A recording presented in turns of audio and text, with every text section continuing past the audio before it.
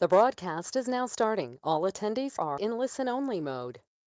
Oh, yeah.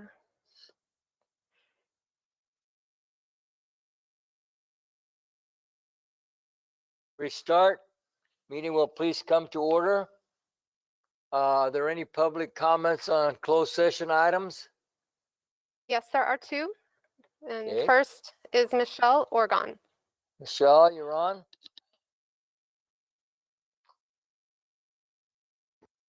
Good evening, President Nava, members of the board, Dr. Washer, and my fellow members. Tonight I'm here before closed session to talk to you and ask you to please consider all of the expenditures and what it is that you need to do for our district to recruit and retain high quality teachers. Part of doing this and making these decisions in a district our size is finding teachers that can afford to work and live in their same community. That is one of the things that we discuss as we come to certain positions and jobs. As we came to the table last week, we had sent forward a document that had been brought to the district, but because we needed to discuss COVID issues, it was set to the side. However, coming to the table with no response and having a no real conversation was a bit discouraging. It was once again the feeling that we were prepared and the district was not prepared for any response. We were told that the district's bargaining team was not ready to respond to what we had proposed.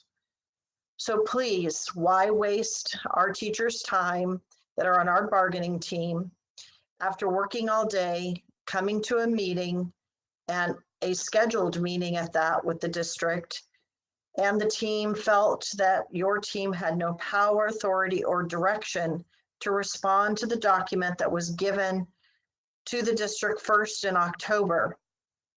If the team did not have direction, why didn't they call for a special meeting to meet with you? Or let our team know that they were not prepared to meet on the scheduled date until after this board meeting? It is, as we see it, a lack of respect for our members, our team coming to the bargaining table. So we ask you to really look at the team, give directions so that our team can come and have thorough conversations on settling the 2019-20 contract. Please give direction on teachers and no-tell days. Please give direction on middle school department chairs. Please give direction on our preschool teachers not being on a salary schedule that is out of date and does not respect their education and where they are. Please help us with changing the mindset of going forward and finding a resolution to this contract. Yes, our teachers would want to see COLA brought forward, but it's not just money. Some of the issues that I've mentioned don't cost the district anything that are in our proposal. Please give some direction so that we can settle our contract, show that we are bargaining in good faith, and that we are not spending money on things that we don't need, but looking forward to, on monetary issues, spending money on things that we do, such as your employees. We want to keep those highly qualified teachers that are working with your students now distance learning, but keep them as we move into in-person learning. So please, I ask you, give your team direction so that they have the authority to make decisions on your behalf so we can resolve the 2019-20 contract. Thank you. Thank you, Michelle. Ms. Armstrong, Yes, we have Kimberly Freeberg. Kimberly, you're on. President Nava, members of the board, and Superintendent Washer, I come to you tonight as a teacher here in Lodi. Your teachers deserve to get a fair contract and met at the bargaining table with an offer. I sent you all an email on Friday that all we want for 2021 is a fair contract for the 1920 school year. A reminder that COLA is meant for employees and that even an offer of all of our sick days as no-tell days would show that you appreciate and respect our tireless efforts to continue to give the best education we can under these circumstances. Thank you.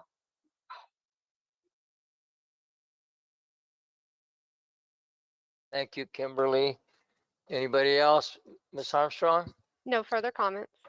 If not, then we will adjourn to closed session.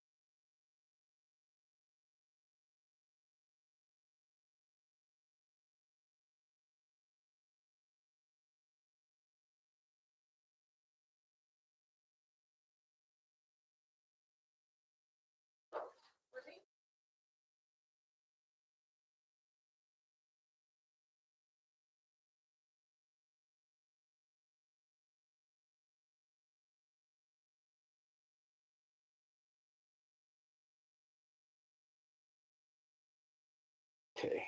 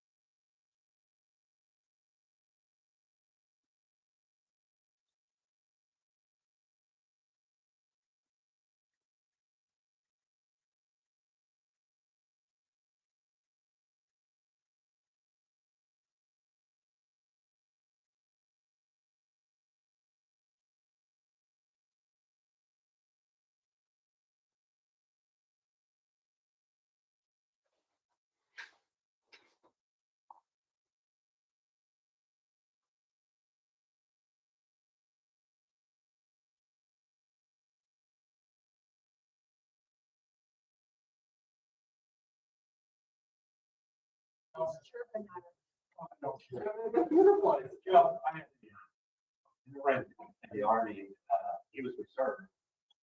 Pilot, but he flew for UPS, you know? And those packages hardly ever go away. George didn't pick up on my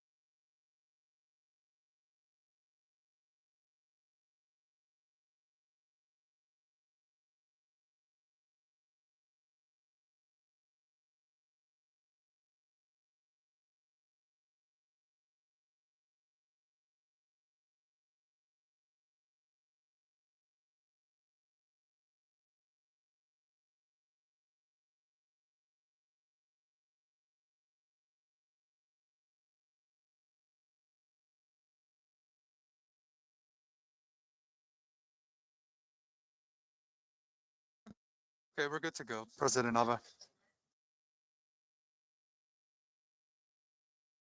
Go ahead, start it on. It's on? All right. Reconvene from closed session. We have roll call. Student representatives, Ashley Artegal, ASB Vice President, stubbing for Ariana Galvan from Tokay High School. Is she present? I see you. How are you, Ashley? Okay. And I just saw William Machado there somewhere. William?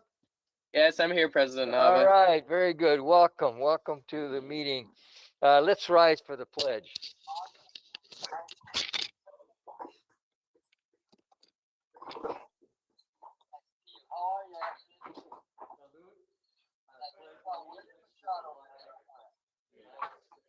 Yes, I'm here, President All Nava. right, very good. Welcome.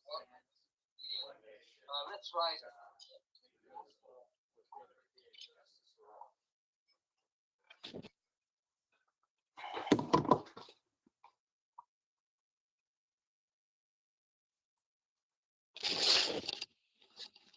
I'd like to have a moment of silence, please, on Adon Llanos, our 6th grade student at Woodbridge Elementary, passed away on Wednesday, December 2nd, 2020. Please join us in extending our condolences to his family and to the staff of Woodbridge Elementary School. Moment of silence, please.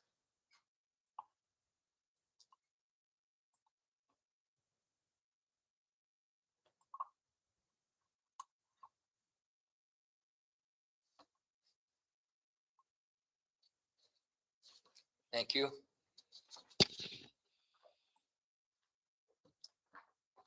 Report from closed session. No report at all. Okay. Now we are next on the agenda is Dr. Washer, oath of office. The Honorable Lauren Thomason, Judge, Superior Court of San Joaquin County, will administer the oath of office to Gary Gananza, Ron Freitas, and Joe Nava. Thank you, Mr. Nava. Yes, we do have the Honorable Lauren P. Thomason online here to administer the oath virtually. I will turn it over to Michelle to get her connected. And if our trustees who are being sworn in could please stand if you can with your, if it works with your headset. Mr. President, Mr. Freitas. I'm very excited to be taking the oath of office, you, me, and Mr. Knexstedt, but I would also invite our 4 non-reelected board members, Mr. Heberly, Mr. Neely, Mr. Porter, and Mr. McFarland, to also reaffirm their vows and join us in taking the oath of office and create a new ceremony here for Lodi Unified. Great idea, Mr. Freitas. I think that's a good idea. Great idea. Please Mr. join us. Nava? Mr. Yeah. Nava, Yes. I just want a computer check. Am I on now? Yeah, you're on. We can hear. Okay. It doesn't look that way to me, but Okay, Thank you. you're on.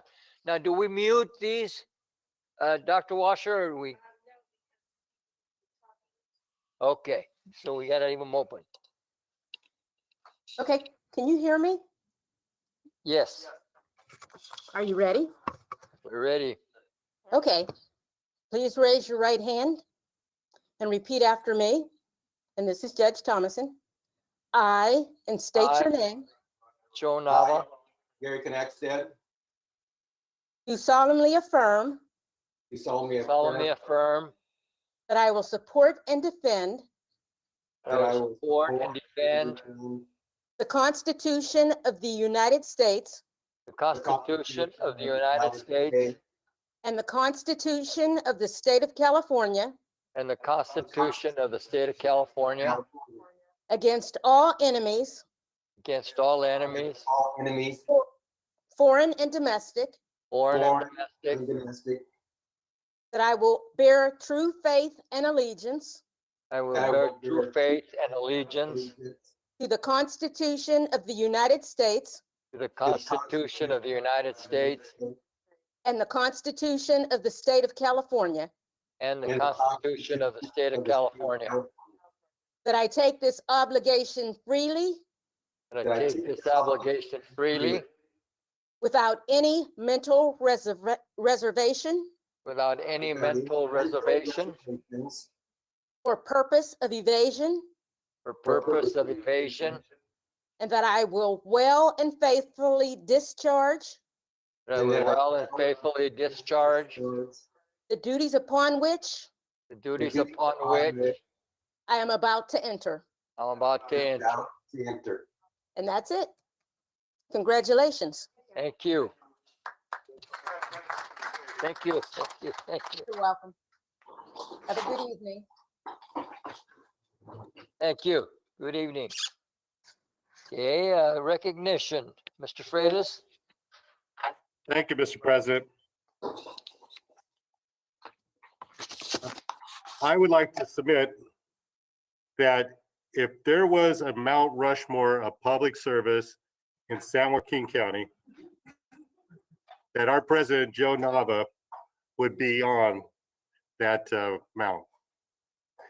Let's start off with the arguments. 75 years in education, 15 as a student at least, but 75 years of education experience. Now, that means that he has literally forgot more about education than some people ever know in their lifetimes. So those are even people that work in the field. I know of him personally to be in 3 athletic halls of fame. Or his coaching works at 2 different schools. There's 1 basketball tournament that's still named after him. And he's recognized for his work as a teacher, coach, and athletic director. And it's not the trophies that he's most proud about or the championships. It's the lives that he's changed. I challenge each of you to take a walk with Mr. Nava and be in a hurry to get somewhere. Because wherever you're going, someone's going to stop you and say, hey, coach, do you remember me? And you know what? He does. And that person says, you had faith in me in a time when I was down in my life and you changed my life. And I can't tell you the number of times we've been places and that has happened. And it's because of these qualities that he was sought after for boards and committees across this community. And quite frankly, if you don't like Joe Nava, you better introduce yourself to me because you'll be the first person I've ever met that doesn't like him. And that's because of his insightfulness, his wisdom, his positive attitude. I also submit that he's an outstanding husband, father, and grandfather. And that's because he is a role model, not only to his family, but to each and every single one of us.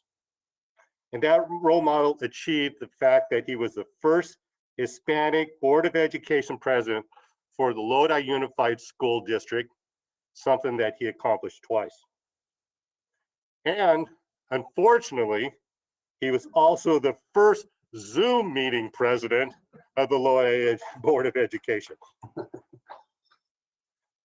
Quite frankly, I'm glad he's not at Mount Rushmore because we couldn't have done it without you, Mr. Nava. I know you want me to shut up because you're embarrassed with these accolades, but I got to tell you, you deserve every single one of them. You are a very tough act to follow, which is why absolutely nobody wants to be president after you. But I'd like to just say, my parting remarks, Presidente Nava, gracias por ser miembro de la Junta Escolar Unificada de Lodi y por su liderazgo como presidente el año pasado. President Nava, gracias for being a member of the Lodi Unified School Board and for your leadership as president for this past year. President Nava, with this, we present you this token of our appreciation for your hard work and dedication for the Lodi Unified School Board.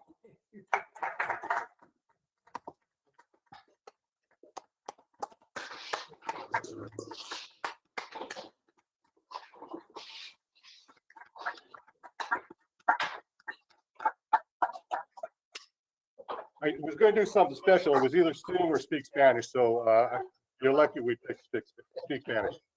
There's other board members that would like to join me in this, so Mr. Neely. Thank you, Mr. Freitas. Joe, if you had known that this year was going to be like this, would you have taken it? Don't answer it. It's all right. Because I tell you, I don't know if I'd want it. You have just done an incredible job. And I'm so thankful that during this whole time that you're the president of this board. You kept a level head. You gave people the opportunity to express themselves.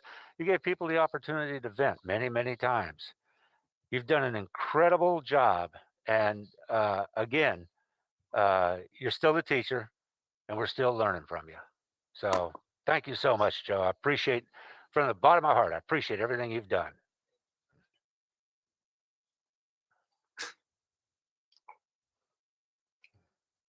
Whoa, this has to be one of the best days of my life. I know every morning. Oh, I'm so sorry. Oh, I'm sorry. Oh. I had to figure out how to unmute, and after all these months of Zooming. President Nava, thank you for all your kind, encouraging words to us when we couldn't log in, couldn't unmute it, lost our feed. I'm sure you heard a lot of words out of board members that you didn't expect to when we couldn't get our technology working correctly. But in this unprecedented time, you were a steady voice. You were the right man for the job. And I appreciate it. I've learned a lot from you, watching and listening. You know how to calm people down. You coach, and that's what you do. And you coached your board members. And so while teachers and students are fortunate to have had their experiences with you, we as a board are fortunate that you coached us for the past year. And I know you're not going anywhere. So I hope you continue to coach us and shake your head at us when you think we're nuts in our closed sessions, and you smile at us when you think we're on point. And I appreciate your friendship and I appreciate your guidance. Thank you.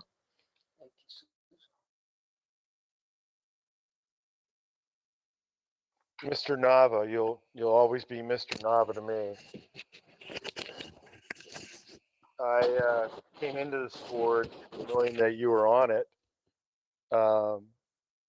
and your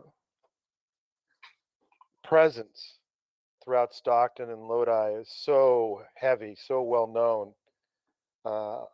I'm always in awe of you, the way that you've been able to touch people's hearts and their souls in a positive way with great class.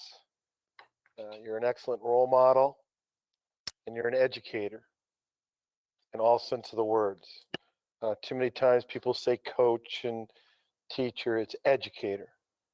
You educated on the field, you educated in the classroom, and you educated young people to look forward to life, better things, and taught them discipline and hard work and being competitive. All those things are so important, both in the classroom and outside. I'll always have to call you Mr. Nava.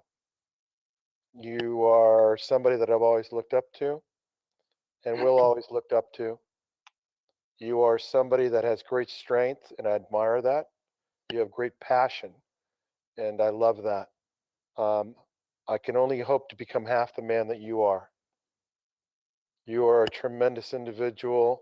Stockton, Lodi is very lucky to have you a part of it, and you have threaded the needle for all others to try and follow it with such dignity that you've handled everything. And as someone who's been in education a long time, I truly stand in humbleness when I look at you, and your fortitude, your dignity that I've said, and this is all extemporaneous.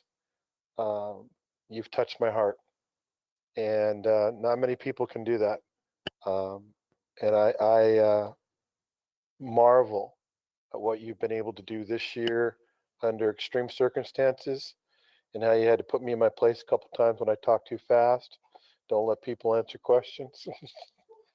but I know you did it with love and understanding. And I always think of you kind of as a second father.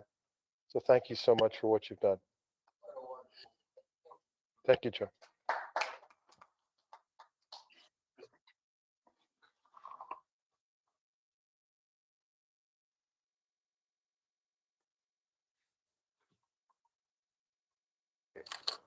Joe, you've heard a lot of wonderful things this evening, and they're all true. You definitely are a man of your time, that's for sure. And really, all I can do is say thank you. Thank you for what you have done. Thank you what you continue to do, and thank you for who you are. You are truly a man of character, and that's one of the things we try to teach the young men and now young women in scouting, is that character counts. And you are a wonderful example by your character. Thank you for what you do.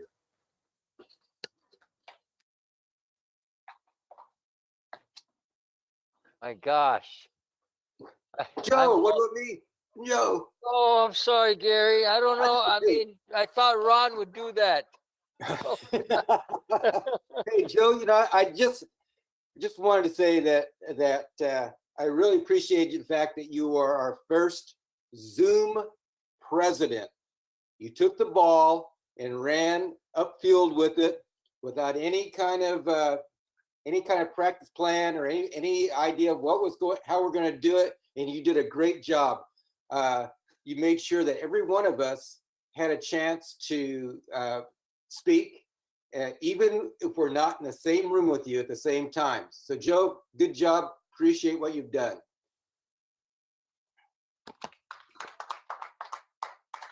Again, thank you, board. God, what a nice affair this is, and I'm really humbled by it. I've never had anybody say those great things of me. Sometimes when you're dead and they do these things, you don't hear it. I already heard it. And I'm alive. That's great. That's the greatest thing to do. Sometimes they have parades and he was a great guy. You're dead. You don't hear this. But this, I'm hearing it.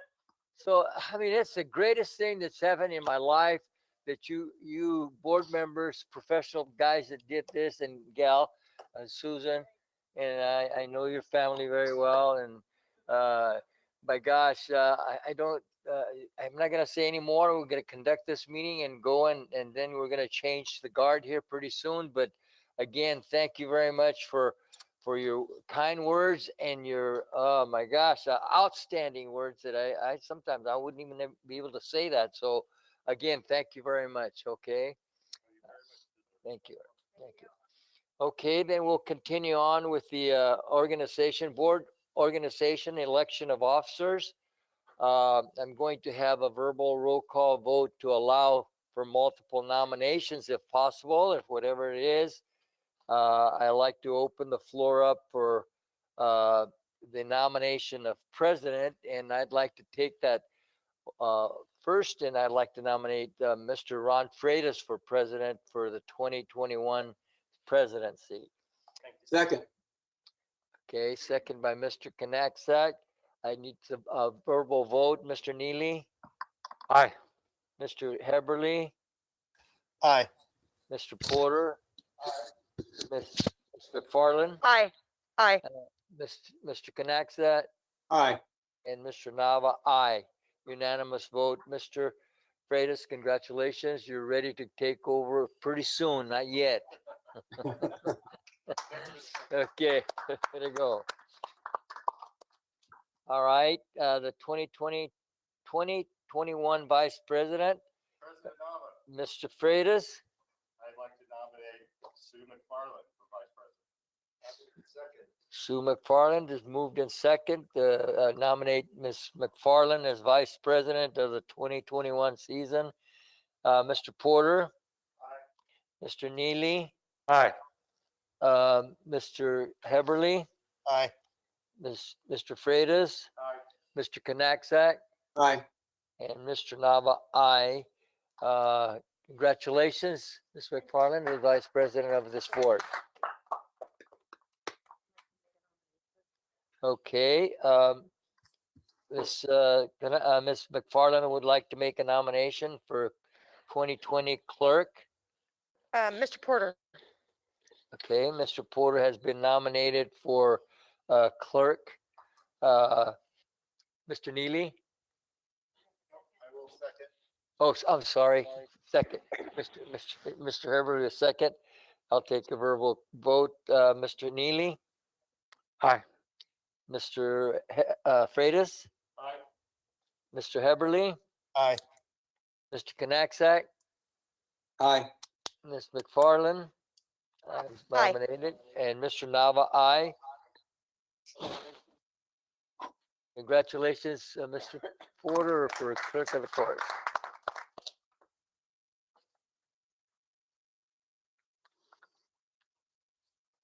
All right, we will have, I have a question for Dr. Washer. Is it a change here or we go with the calendar of meetings? We would like to change, all right? Before, without the Zoom, we changed chairs. So it's not needed, so it's gonna be an easy transition. So, Mr. Freitas, you're in total control. Thank you very much. You're still hanging on to the gavel Oh, sorry. Better go, Gary.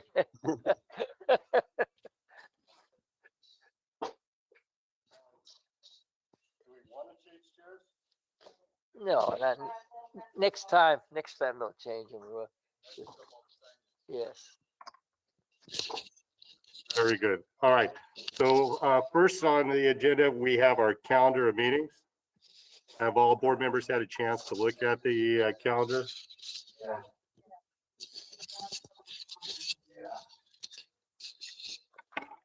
And we have comments from the public. Ms. Armstrong? Okay. Michelle. Yeah, so we have Michelle Orgon. Okay. Hi, Michelle. Could you go ahead? Thank you, Michelle. Yes, on looking at the calendar, I noticed that we only have one meeting in January. And as we might be preparing to look at a change as we come back, is one enough for January?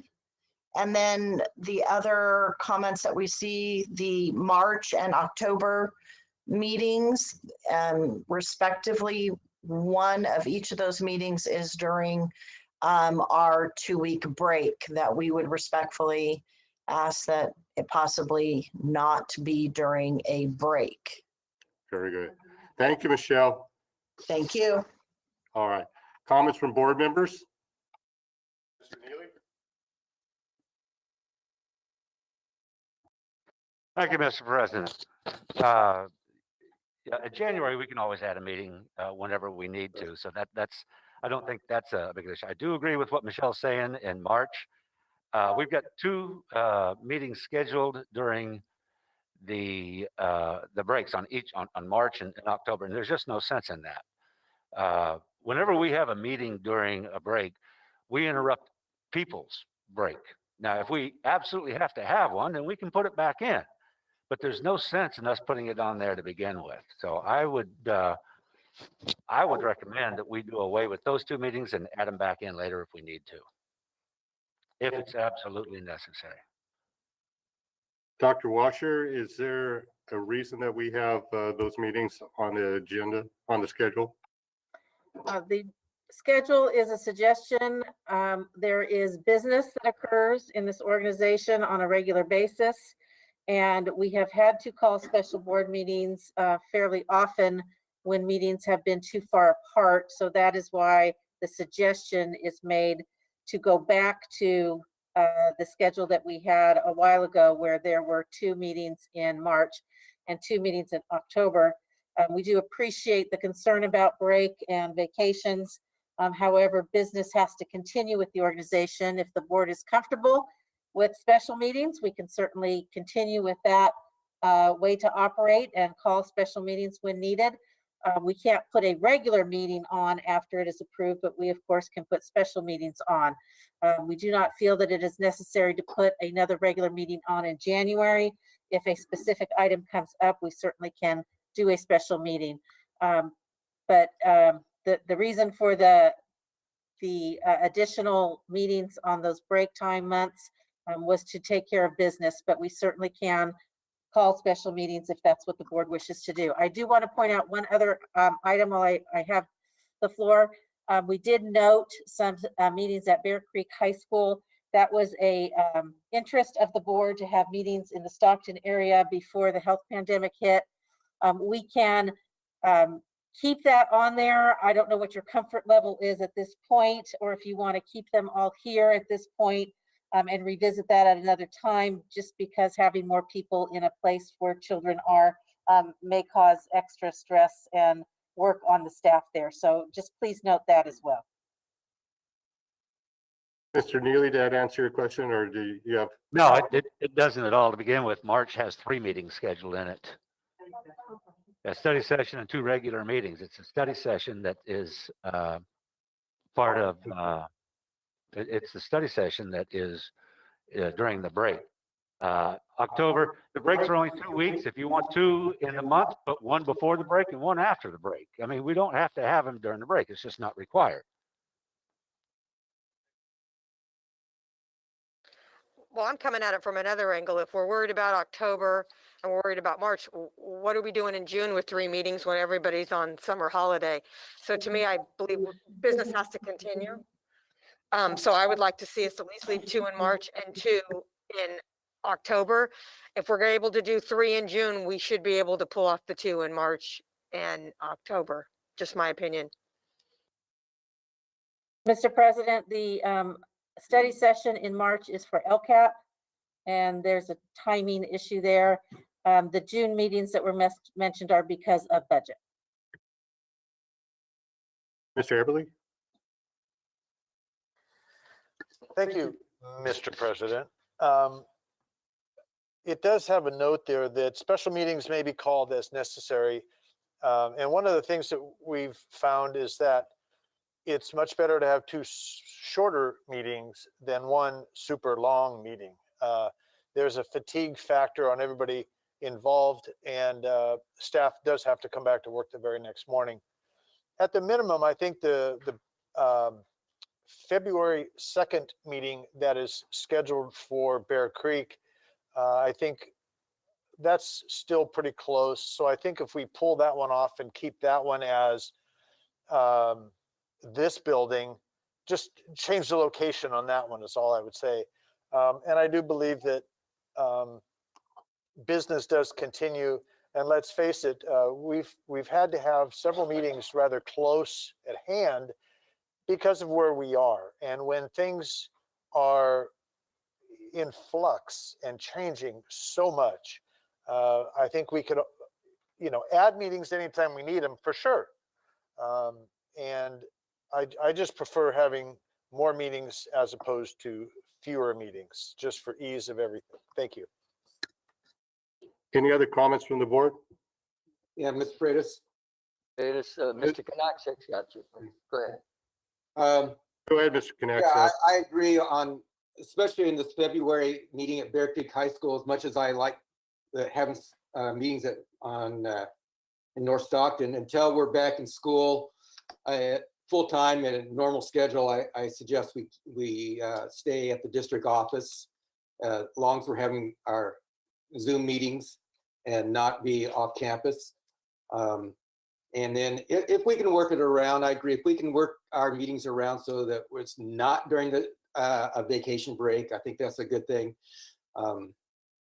Sometimes I think fewer meetings are better than a whole bunch of meetings too. But anyway, definitely don't go off campus, off site until we're ready to go back to school.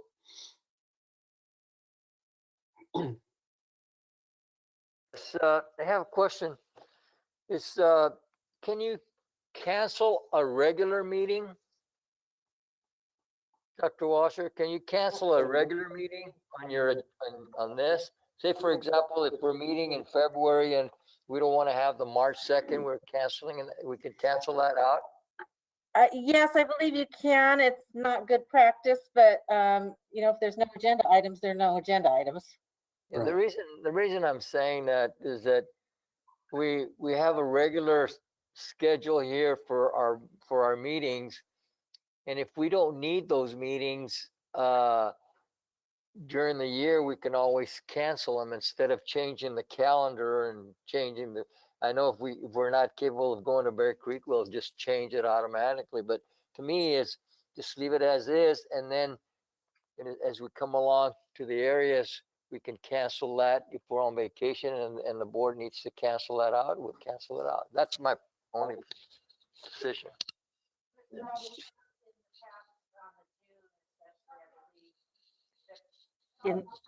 We have in the past on the June ones, if things have been taken care of, we haven't needed that third meeting. To my knowledge, I believe that's the only time we've canceled a board meeting. Mr. Khan had a comment, if that's okay. Mr. Khan? Thank you, President Freitas. Just a reminder, it's not a comment on the location of the March 2nd, but we must present to county second interim by March 15th. And we cannot be ready at any point in February to present second to the board. So we do need an early March board meeting. Any other comments from the board? All right, Mr. Neely. Okay, I just got a text from Michelle, and she makes a good point. She said, why not move that 16th? It's a study session. Why not move it to the 9th? And now you're not into the break. I mean, that would seem to be pretty simple, right? And Mr. Khan, is that study session? That's for the LCAP, you said, right? Or Dr. Washer said, and that'll work for you if that moves to the 9th. Okay. Well, how about this? If we took the March 2nd, keep 3 meetings in March, because one's a study session for the LCAP, and we make the March 2nd, March 9th. And make that the March 9th instead of the 16th, and then you're out of the break. We keep the 16th for the study session, and we keep the 30th, and we keep the remainder of the calendar unchanged. I'm sorry, why do we keep that the 6th? What's the advantage of having it during break? No. Why don't we have it on the 9th? When is the break? Break starts on the 15th. The 15th of March. I believe it was presented in this way for spacing purposes only. Oh, I'm sorry. I thought March 2nd was in the break. That was my mistake. So if we move March 16th to the 9th with that amendment, we have a calendar that we can agree upon. I also agree with Mr. Haverly on the one about Bear Creek. We've got a lot of time after the beginning of next school year that we could move it to that point. Just a suggestion.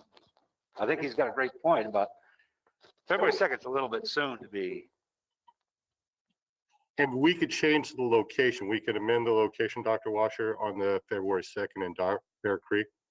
I would suggest that you do that now. Once it's published, I suggest that you stay with the calendar, the adopted calendar, unless you vote to change it. Okay. So I would suggest that on February 2nd, we change the location to the district office. And then if you'd like to change the March 16th to March 9th, we can do that as well. If you want to take one out in October, we certainly wouldn't object. I am all in favor of fewer meetings, but I'm also not a fan of meetings going till midnight. So I would like to keep the number of meetings they have right now. And if it becomes redundant, we will cancel a meeting or have faster meetings.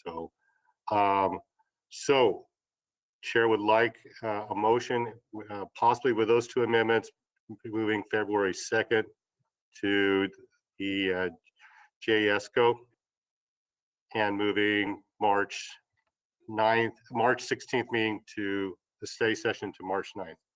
Mr. President, I'd make a motion we go along with those amendments that you stated. Second. Oh. Oh, thank you, Mr. Heberly, for your motion. Thank you, former President Nava, for your second. Call for the vote. And Mr. Neely, Aye. Mr. Heberly, Aye. Mr. Knackstead, Aye. Mr. Porter, Ms. McFarland, Aye. Mr. Nava, Aye. and the president votes yes. Motion carries 7-0. And we forgot the student vote. Student vote?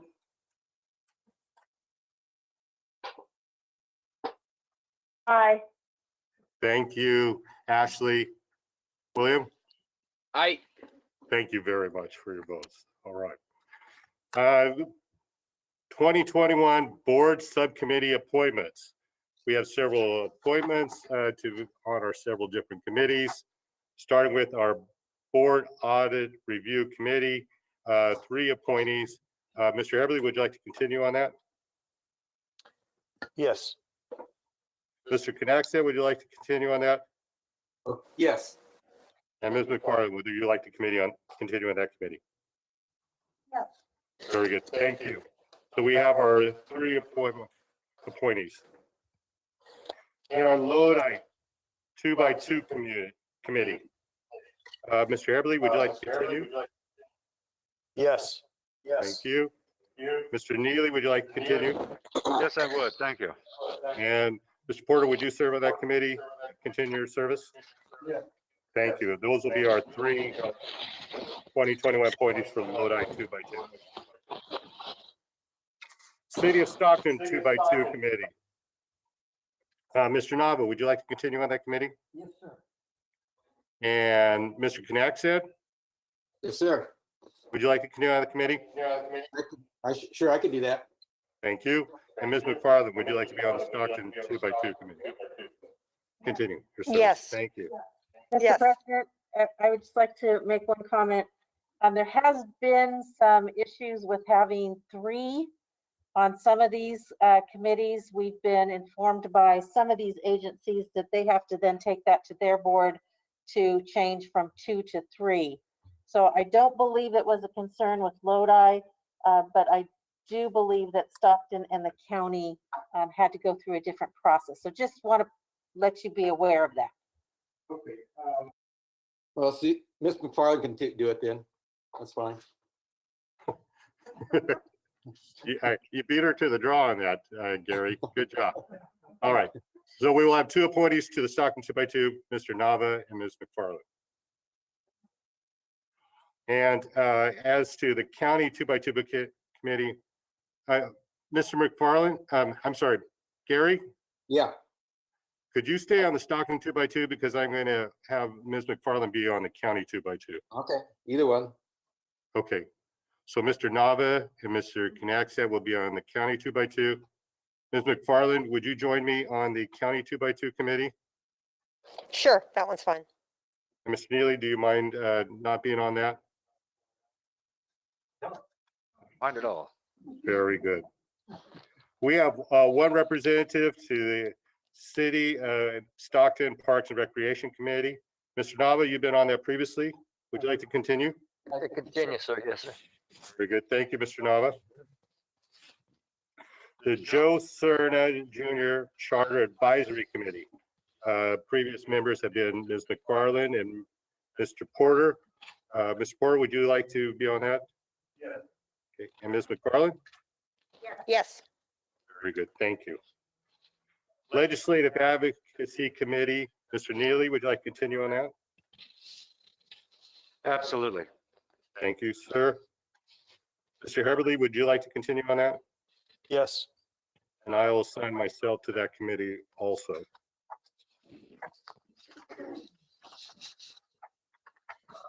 And that does it for our committees there. It's been expressed that there's interest in having a Title I Achievement Committee. I'd like to discuss that at our next meeting. And if the board has any ideas on that, we will share it at our next the meeting in January. How many members on that, Mr. Freitas? I was thinking about having 3 members Okay. that we created, All right. and I was hoping that you would be interested in that. Very good. Thank you, Mr. Knopf. Way to open my mouth. No good deed goes unpunished. Our CSBA Delegate Assembly. There are currently 3 seats that are expiring for the delegates for the California School Board Association. Currently serving is Mr. Neely. Mr. Neely, would you like to apply for that again? Yes, sir, I would. Okay. Any other members from the board would like to apply? Mr. President, I would like to nominate Mr. Porter to sit on that board.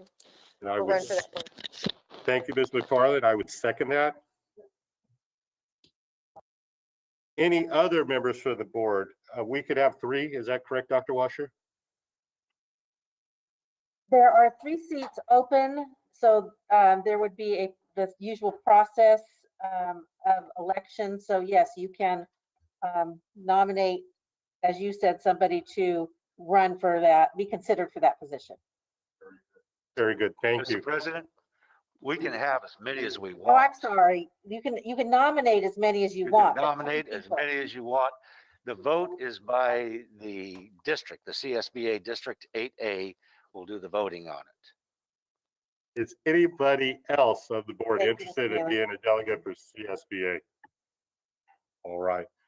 We have a motion by Ms. McFarland and seconded by myself to have Mr. Porter and Mr. Neely be our CSBA delegates.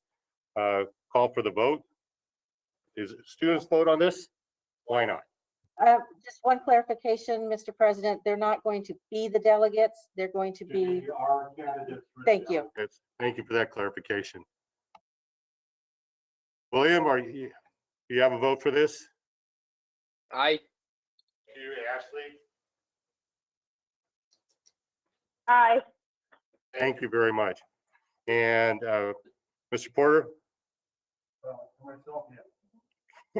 And Mr. Neely?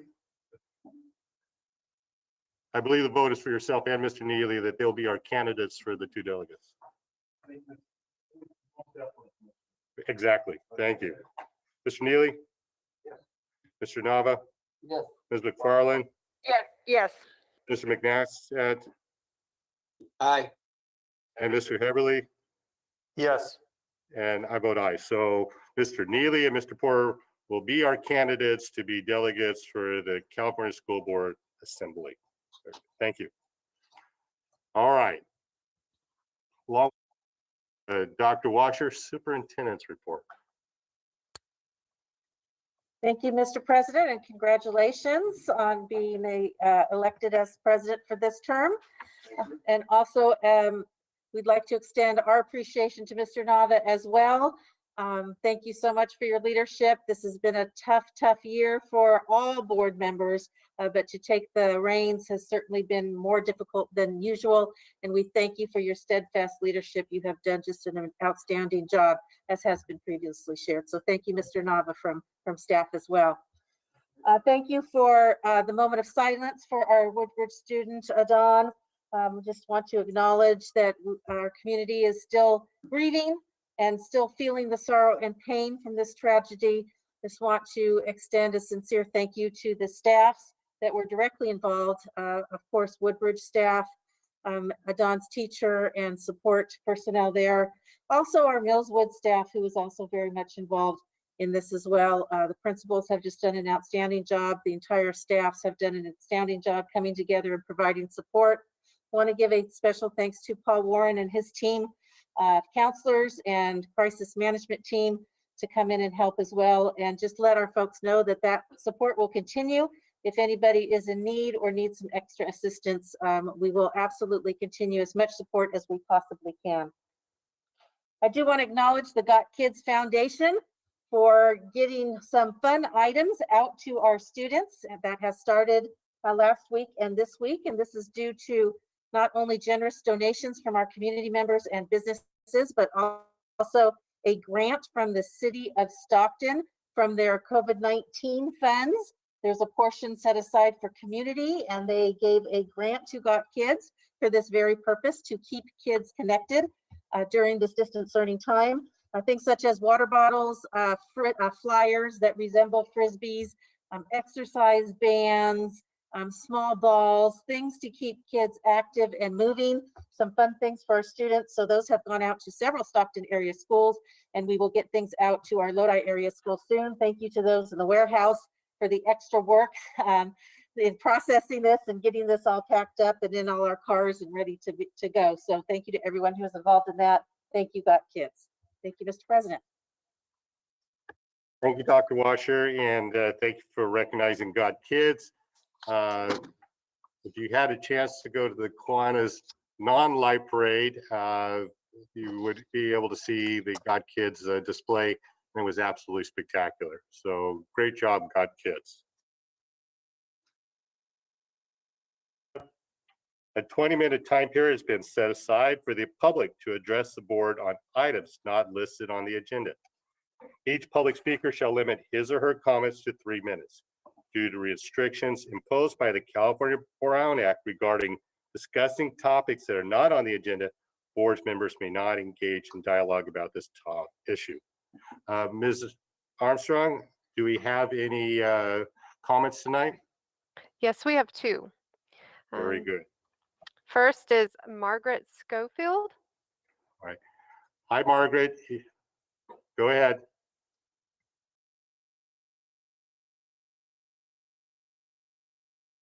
Oh, can you hear me? Excellent. Good evening, Dr. Washer, President Freitas, and members of the board. My name is Maggie McFarland Schofield. I am an intern in Lodi Unified, and I am in my 3rd year of teaching 7th grade language arts at Lodi Middle School. I am here today to address the need for fair stipends for department heads at the middle school level. During my 1st year teaching, I believe that I was one of 6 interns out of 10 teachers in our ELA department. As a green new teacher, I cannot imagine the burden that we were on our department head. Sorry, Mrs. Taylor. While every intern comes to the classroom with the knowledge we have learned from our credential programs, putting that knowledge into play with students, parents, and staff can be difficult without a department head. Whether it be late night texts for support, preparing and executing IEP and 504 meetings, helping align curriculum to standards, classroom management strategies, calming our fears, or simply just a hug, our department heads are there for us. The biggest support that I received was how to adapt a lesson plan to support all student learning. A grand gesture is not what makes new teachers feel supported. It's the small daily gestures by our department heads that keep us. While I cannot thank my department head enough, I would like you all to put yourself in her position. 6 interns can easily equate to 6 phone calls, 6 emails, 6 texts, and at times 6 hugs in a single day on top of running and supporting her own classroom. Now more than ever, leadership and support for new teachers is essential. On behalf of new teachers, we hope that the district and LEA can come together to resolve financial inadequacies for middle school department heads. Thank you, Dr. Washer, President Freitas, and members of the board for taking the time to listen to my concerns as an intern. Thank you, Maggie. Ms. Armstrong, who's next?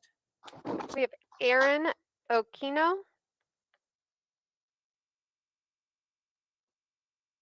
Okay, Aaron, you're on. Can you hear me? Hello? Can you hear me? Okay. Yes. Hello, President Freitas, Dr. Washer, and members of the board. Thank you for taking my call. My name is Erin Okino. I'm a teacher at Millswood Middle School, and this is my 3rd year teaching for Lodi Unified. It was my 1st year as math department chair. I chose to step down with the other department chairs at my school. When I first accepted the role, I realized just how much work goes into the position. I was surprised to learn that my former chair did this without a stipend. The surprise turned to disappointment with the realization that our district continues to ask and expect teachers to work without reasonable compensation. This year, our department is going through many changes. We have welcomed a new teacher. We have had to adjust our curriculum to distance learning. We have new procedures and pedagogy for the online format. We have a pilot district benchmark to administer, and we have safety plans that continue to evolve and with the changing situation. Balancing all of this requires strong communication and efficiency within our department. We need our department chairs to take the lead on communicating with administrators and implementing these changes. Elementary and high schools have stipends for teachers that fill this role. Our former chairs are ready and willing to take on these responsibilities when there is fair compensation for all department chairs in our district. I appreciate those who have verbalized their support of the middle school department chair stipend. I ask now for action. Provide middle school department chairs with fair and permanent stipends. Thank you for your time. Thank you, Aaron. Moving on in the agenda, we next have comments from board members. Mr. Nava, you're used to going last, so how about going first this time? I'm happy to go first. First of all, I'd like to thank all the board members. Your microphone. Oh, sorry. I'd like to thank all the board members for their nice comments that I had tonight. I appreciate that. It is a difficult time.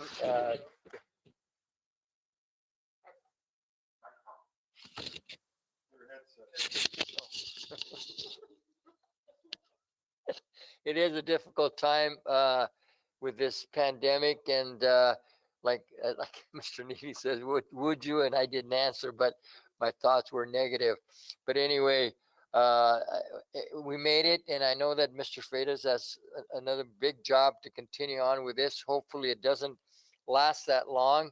I would like to see youngsters. My passion is education. I like to see those youngsters in the classroom where they have human interaction, and those teachers are actually doing the same thing with them.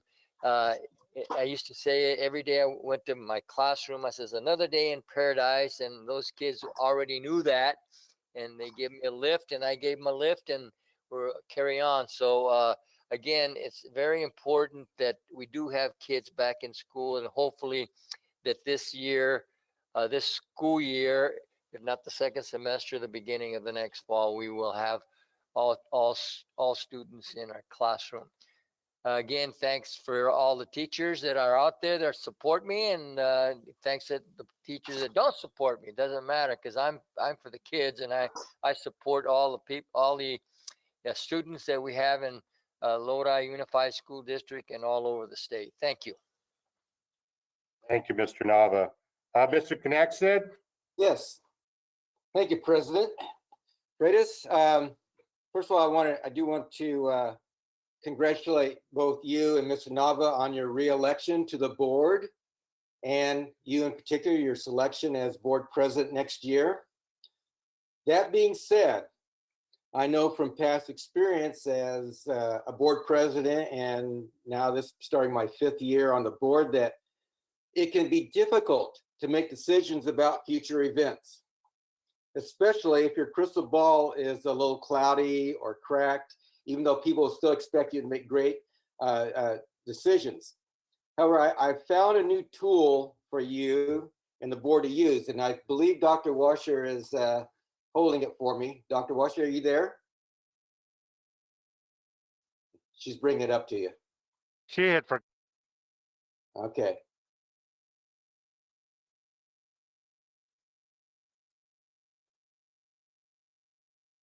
It's in your, oh, there it is. It's in your possession. All right.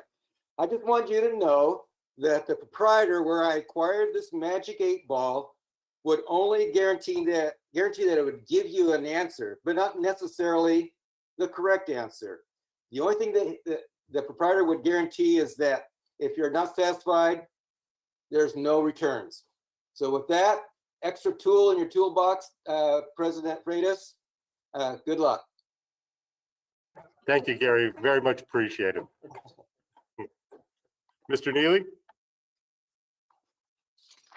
Thank you, Mr. President. And again, congratulations.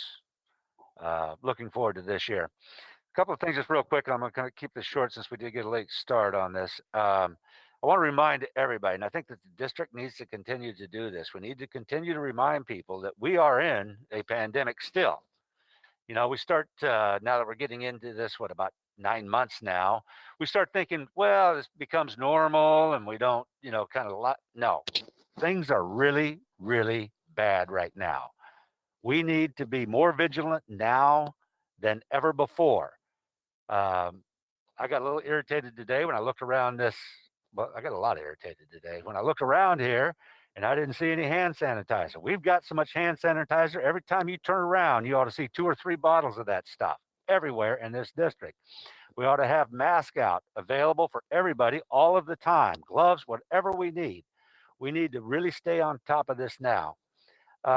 Next subject, Dr. Washer, are we, do we have something we can do for families at a time of need right now for the food and things like that on the holidays? I know that we're stopping some of our deliveries of food. Now is not the time to stop that. What can we do? I mean, do we need to get together with Got Kids? Do we need to ask for donations? What do we need to do? We need to make sure that that food continues to get out there to our families. So I'd like you to check on that, and we got to do it immediately. We got to, and you get back to us, we'll do whatever we can. And that's all that I've got for right now. Thank you very much. I keep looking over there in the center. It's over there. Thank you.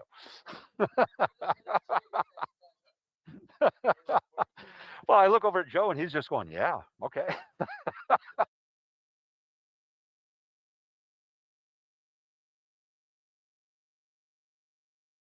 Yes, I'm thinking that the chair might operate over here for a little bit, so we'll see. But Mr. Heberly, please. Thank you, Mr. Nava.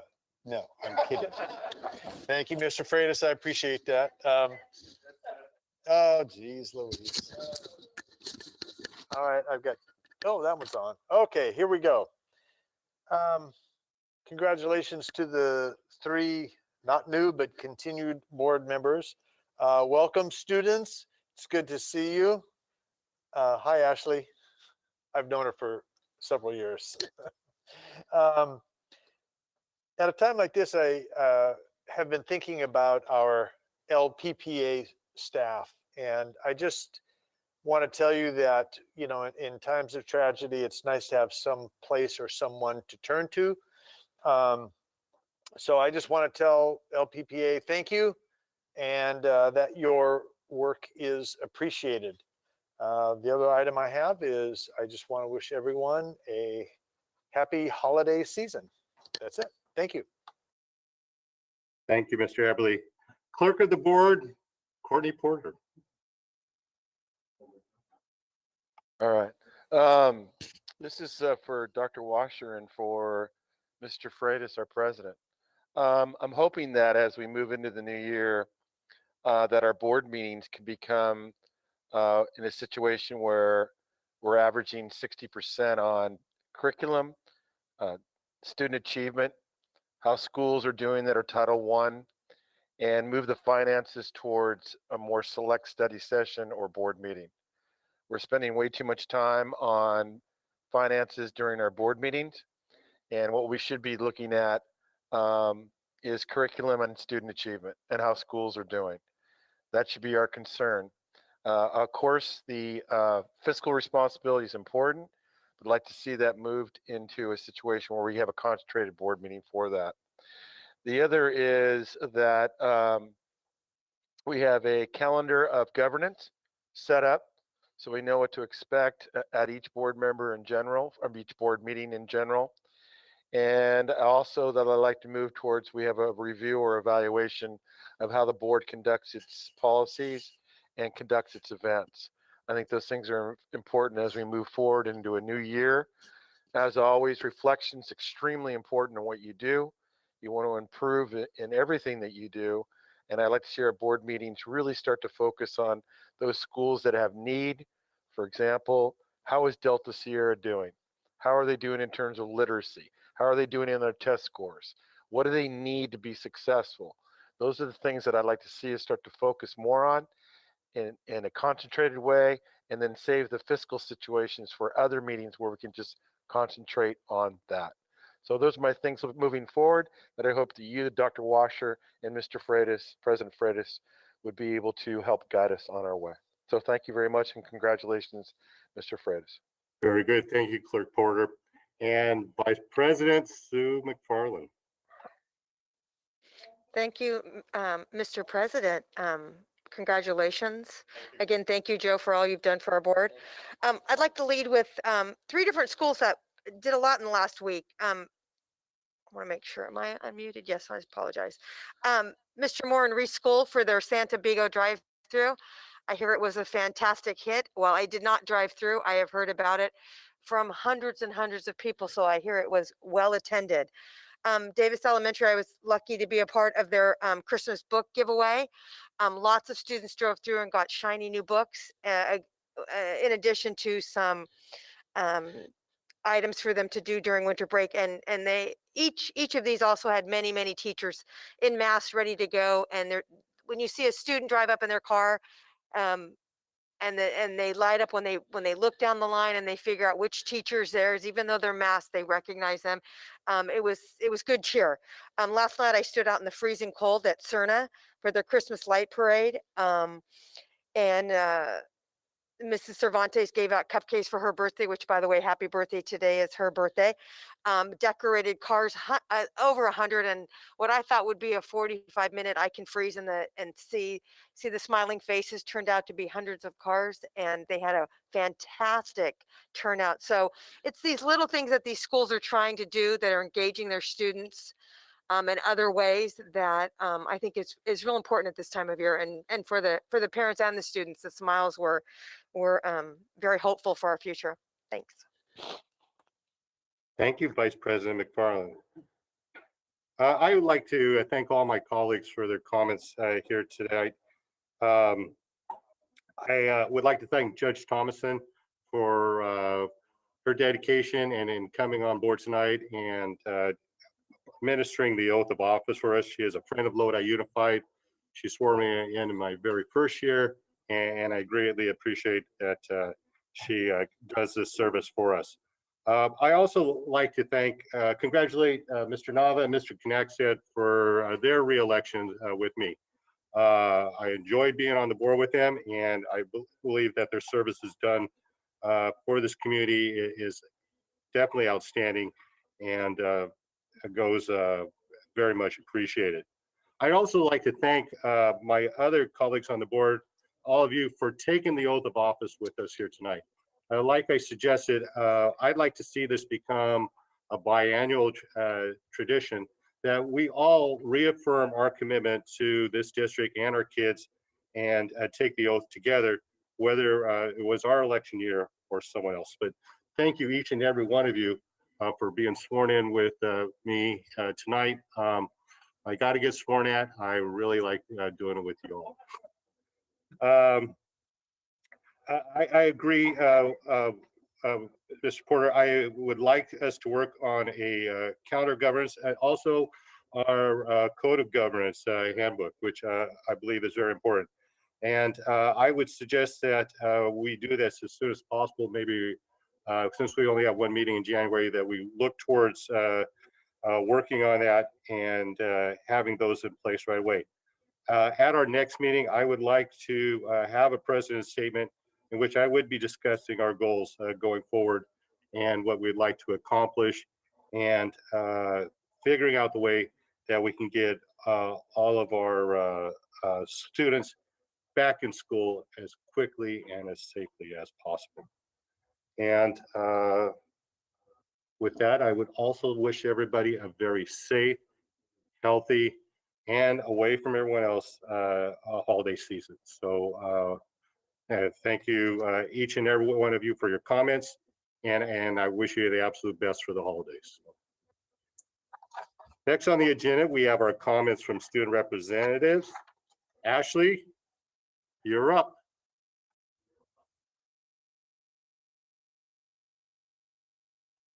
Hi, everyone. Let me How are things at Tokay High, Ashley? they're really good. So our recent student activities and events are our last few months, our Tokay FFA program has been holding monthly meetings over Zoom. And our last meeting we had was themed as cookie decorating over Zoom. And they're also currently selling poinsettias, wreaths, and fruit trees for the community. And as far as our counselors right now, they're doing Monday and Tuesday meetings to check on students and to Zoom with them and just discuss on how they feel about distance learning, trying to help them out. And as far as our student government, we just finished our holiday spirit week. We decided to do a full week of dress up days, and you can go look at all of those pictures on our Instagram to see all of the students dressed up and everything. We are also having our print shop make masks for Tokay. So we're trying to figure out how we're going to distribute those to all of our students, but everyone's going to have a Tokay FFA mask if they choose. And we're also getting our senior class shirts printed up from the print shop. So those are to be determined of when we'll be getting those. Performance, presentations, and events this week. Before Thanksgiving, there was a blood drive hosted at LDS Church. We are so thankful for them to allow us to host blood drive at their church, and we ended up getting more than our goal of 42 units of blood. This was one of our best turnouts. We would also like to promote Christian Club's coat drive, which are more details to come. There's not a lot of details on those yet. And then as far as my academic life and distance learning is going okay. It's getting a lot harder as the months go by. I can tell a lot of students at my school are like losing hope very quickly because the year's coming to an end so fast for us. And also, I think that the workload is getting a lot bigger as the months keep going by. We recently lost the life of Aiden Almost, a young boy at Woodbridge Elementary School. So we wanted to send prayers to the family. And so student government made Woodbridge Strong posters and hung them at Millswood and Woodbridge Elementary School to send them support to the family and the community. We are currently working on what is great about Tokay to help the 8th grade students at Lodi Middle to get ready for high school. The construction at Tokay is coming along amazing. We're having a great progress, and thank you to all of the workers. Very nice. Thank you, Ashley. Now, Ashley, this is your first board meeting. Is that correct? It's not. I used to come to board meetings a lot with my mom, and I actually spoke to the board one time about getting a pay raise for the teachers. I actually wrote a speech when I was in like 6th or 7th grade. So yeah. Well, that's absolutely fantastic. Could you tell us a little bit about yourself? And especially, do you have plans after your senior year? Yeah, so I was a part of the Tokay volleyball team, and I also raised animals for Tokay FFA the past 2 years of my high school career. And I also was the assistant coach for the boys volleyball team. And my plans after high school are to become an occupational therapist for schools and things like that to help special ed kids make it a smoother ride for them into the workforce and to maybe educate them a little better. And I plan to further my education at Arizona State. Very nice. Mr. Nava, you have a question for Ashley? Oh, I just on you missed the sport of volleyball, don't you? Is that what you played in high school? Yes, I miss it a lot. Oh, I'm sure that most of the athletes are in your same boat that you are, because they don't have that competitiveness and all those things that you miss while you're at it, plus all the interaction with team sports and that type of thing. So hang in there, though. Yes, thank you so much. Ashley, thank you very much for your report. Wonderful job. And be sure to let us know how it goes with Arizona State. Have you received an acceptance letter yet, or? I have not, no. Okay, well, you let us know. I'm sure that's going to be right around the corner. Okay, William, thank you so much. you're very welcome. William, How are things at Lodi High? Good evening, President Freitas, Dr. Washer, and members of the board. I'd like to start off by congratulating former President Nava, President Freitas, and Mr. Knackstead on their reelection and being sworn in for their new term. Lodi High and for Tokay finals are starting tomorrow, so it's a high stress situation right now, especially for teachers and students alike. We have some big stuff coming. I'm excited for future discussions regarding sports and a return to school. I know we're all dying to get back, as we've stated in every board meeting that we've had so far. Spirit Week, we've had very successful Spirit Week for the past week held via Instagram. We had lots of staff interactions, hundreds of pictures and videos submitted to our Instagram for the certain Spirit days, dress up days. For our staff, the staff actually invited me to join the staff meeting, I believe last Wednesday, to kind of give a student's perspective as we do at the board meeting. And I'd like to thank Mrs. Ng at Lodi High, who's been on the front lines of giving ideas and trying to get the kids back in school as quickly as possible. She's done a great job. I'd like to thank her for including me in the meeting. It was her idea originally, as I understand. And thanks to Mr. Auerbach as well for letting me join that. I think we got a lot done and a lot of ideas shared. So I think that having that relationship between me, the student body president, and the staff is going to be good to kind of heal a distant relationship, because a lot of our teachers we haven't even met in person yet. So I think that's a big thing that we're able to do so far. For student government and certain clubs, we've done a lot for Christmas to help needy children. For student government, we participated in Adopt a Child in Lodi, and we were able to get lots of presents and clothes for these needy children in Lodi. So that's a big positive that we've been able to accomplish so far in our student government. Interact Club has held a sock drive where they've had nearly 1,000 socks donated for students in our area, which is huge. And big thank you to Interact Club for putting that together. That's a great accomplishment, and everyone's thankful for that. The Key Club just held a Salvation Army donation pickup. So I guess as I understand, they went around and picked up a bunch of donations from people's houses to make it easier on them to donate. I guess they did a really good job at making sure it was zero contact. They wore gloves and masks and were able to do it without anyone getting sick, which is huge right now. So good job to them. Props to them for that. We yesterday actually, and I think for the rest of the week, we're holding our picture day at Lodi High, which has been extremely efficient, as I understand. I actually went yesterday, and they have yellow lines pointing us where to go, and the campus supervisors are out there directing everyone where to go and helping people out. So that's gone extremely efficient and safely as well. So Christmas break is coming up, and we are all excited about that. We can all use a break right now, as I'm sure you guys can. It's been a busy year so far, lots of discussion about COVID. So I think Christmas break is definitely necessary right now, especially after this grueling finals.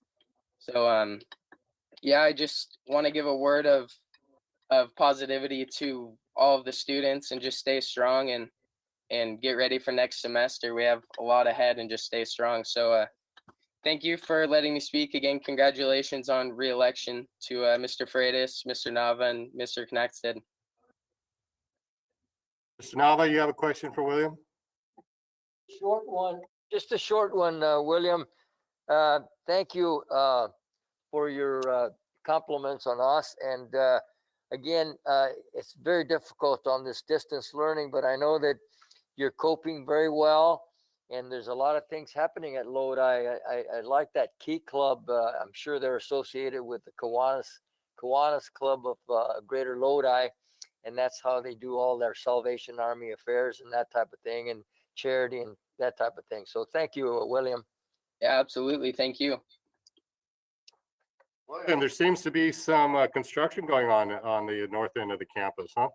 Yeah, it looks great. I've driven by there a couple times and they're making headway very quick. So I'm not going to get to experience it, unfortunately, but future classes to come will definitely have a much nicer campus than we were able to enjoy. So that's really awesome, and it's going to come out great. It looks great so far. Well, you know, if you became a teacher, you could always come back and work in the new classrooms. So, Or maybe future president of the board, who knows? very nice. Absolutely. We'd be Mr. Porter would be thrilled to have you. Well, I'd be thrilled to be there, so thank you. Well, William, the bar is pretty low, so I'm sure you'll do a great job.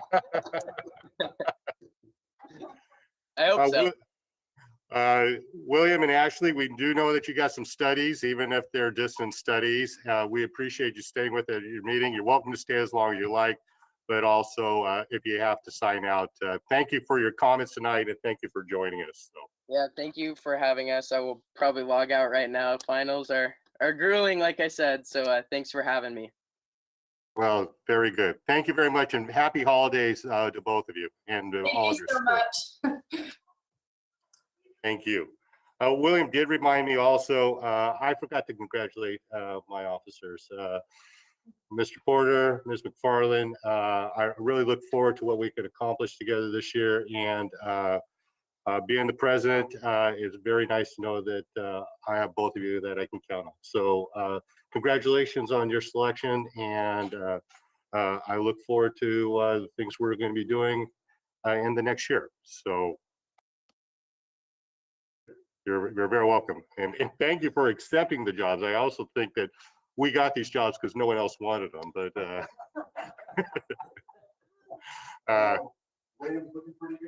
I got to say, there's quite a smile on Mr. Nava's face, quite behind that mask. So anyway. Very good. Moving on with the agenda, we have consent agenda A. Do any board members request any items, any of the 21, any of the 30 items that former President Nava put on the agenda for me, that any of those 30 items would be pulled? Mr. Neely, yes. Yeah, A14 for a really quick comment. A14 for Mr. Neely. Mr. Freitas, I'd like to pull A1, A16 through 30. A1, Mr. Porter. And a quick comment on A16 through 30 for Mr. Sully. 16 through 30. Yeah, for a quick comment.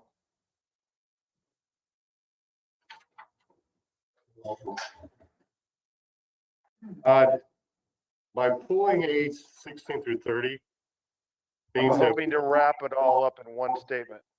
I understand you can wrap it up all in one statement, but we would have to vote 14 different times. So if you Well, let's just do A16 then. Thank you. That was going to be my suggestion. Thank you, Mr. Porter. No worries. Do we pull the OAI ones as well now? No, those can be taken. Those are voting on. All right, thank you very much. Thank you, Mr. Porter. Any other board members ask for any other items to be pulled? Does staff wish any items to be pulled? Yes, Mr. Hahn. Actually, President Freitas, members of the board, Dr. Washer, if it's permissible, I'd just like to make a brief comment about A9, the audited actuals. Simply the board's audit committee heard the presentation for this item on December 1st. I'd like to congratulate Senior Director Controller Juarez for another sparkling audit report. And I would like to inform that Senior Director Controller Juarez is available this evening if the board has any questions about that. So you didn't just want to pull it, you wanted to go ahead and discuss it and roll right into it then. Some total of comments, but all right. So are we still pulling A9 or I'm giving you a hard time, Mr. Khan. I apologize. no, I'm sorry. I don't wish it to be pulled. I just wanted to inform that the controller is on the phone. and that the audit committee has heard the report. Thank you, Mr. Khan. Very much appreciated. Thank you, April, for being available wherever you are. Mr. Freitas. And I'm sorry, I have Ms. Armstrong, do any members of the public wish that any of consent agenda A to be pulled? Yes, Michelle Orgon would like A1 and A3. Very cool.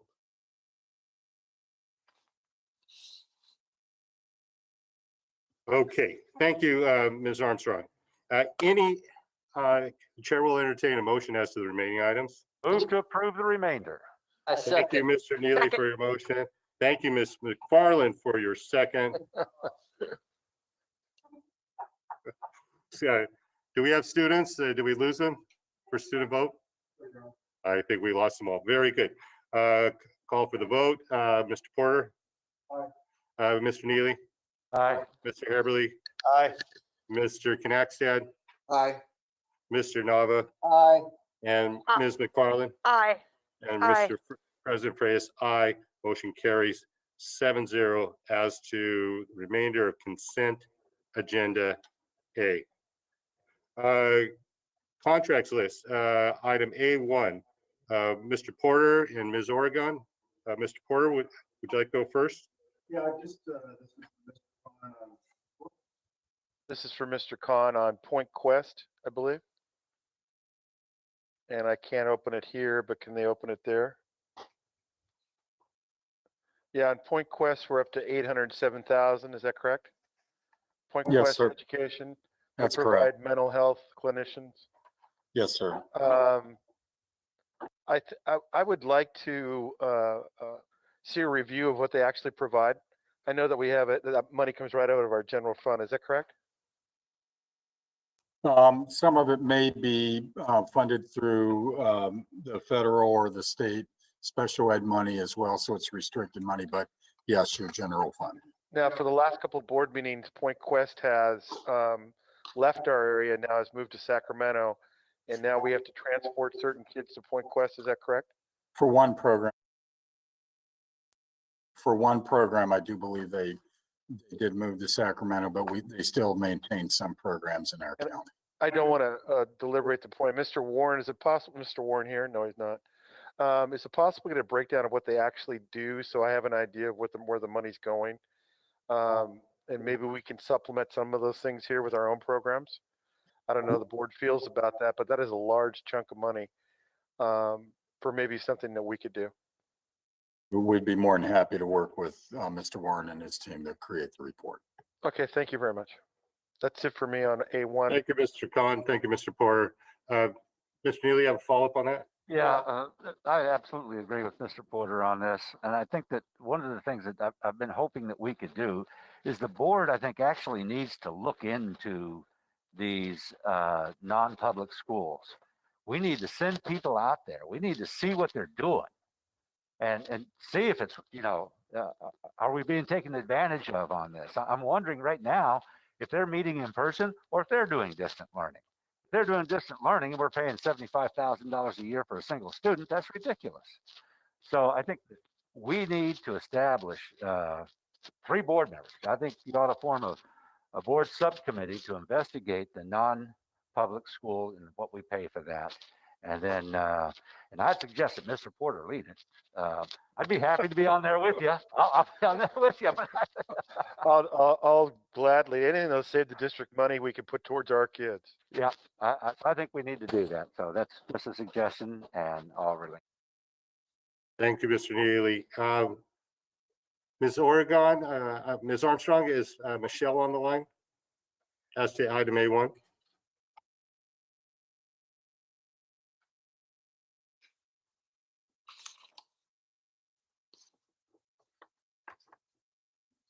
Michelle, go ahead.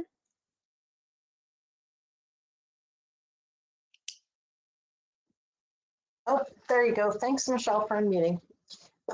Yes, a couple of questions on a couple of the items here.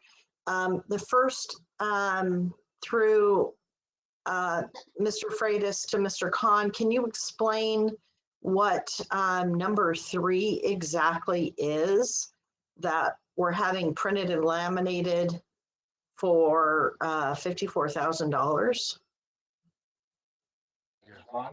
Ms. Freitas, thank you. Members of the board, Dr. Washer.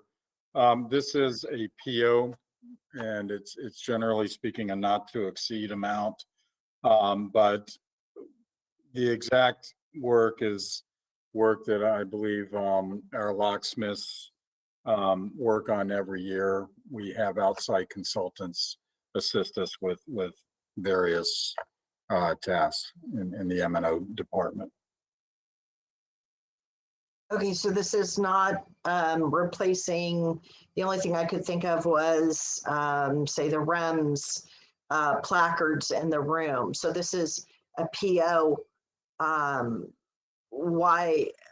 And it is not on the item A3 because they have not expended those funds. Is that correct?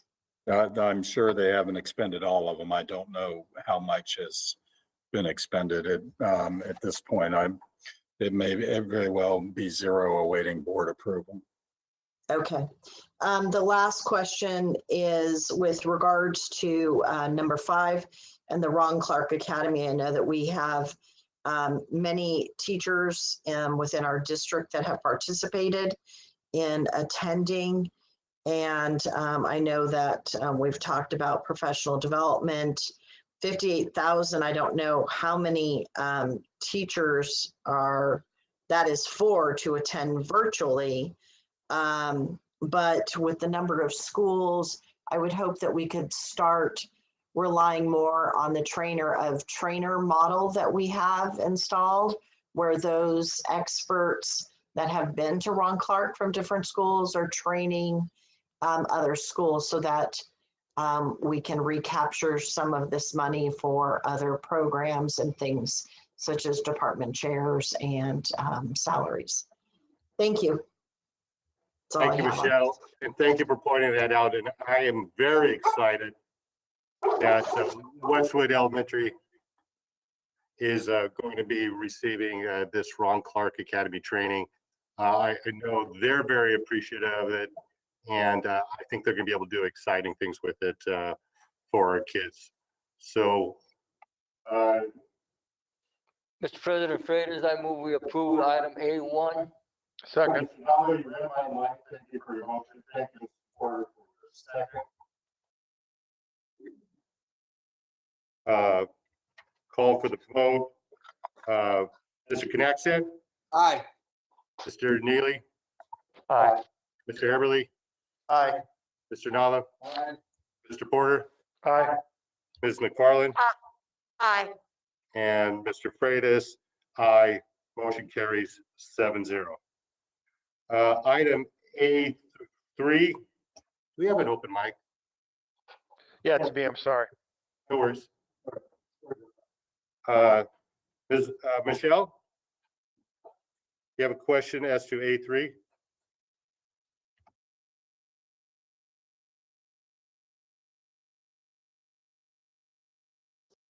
Thank you. Go ahead. Yes. Mr. Khan answered those questions earlier, so no further questions. Thank you. Mr. Chairman, I move we approve item A3. I'll second that. Second. Go Mr. on. David, thank you for your motion. Mr. Neely, thank you for your second. Call for the vote. Mr. Knaxet? Aye. Mr. Neely? Aye. Mr. Heberly? Aye. Mr. Nava? Aye. Mr. Porter? Ms. McFarland? Aye. Mr. Freitas? Aye. Motion carries.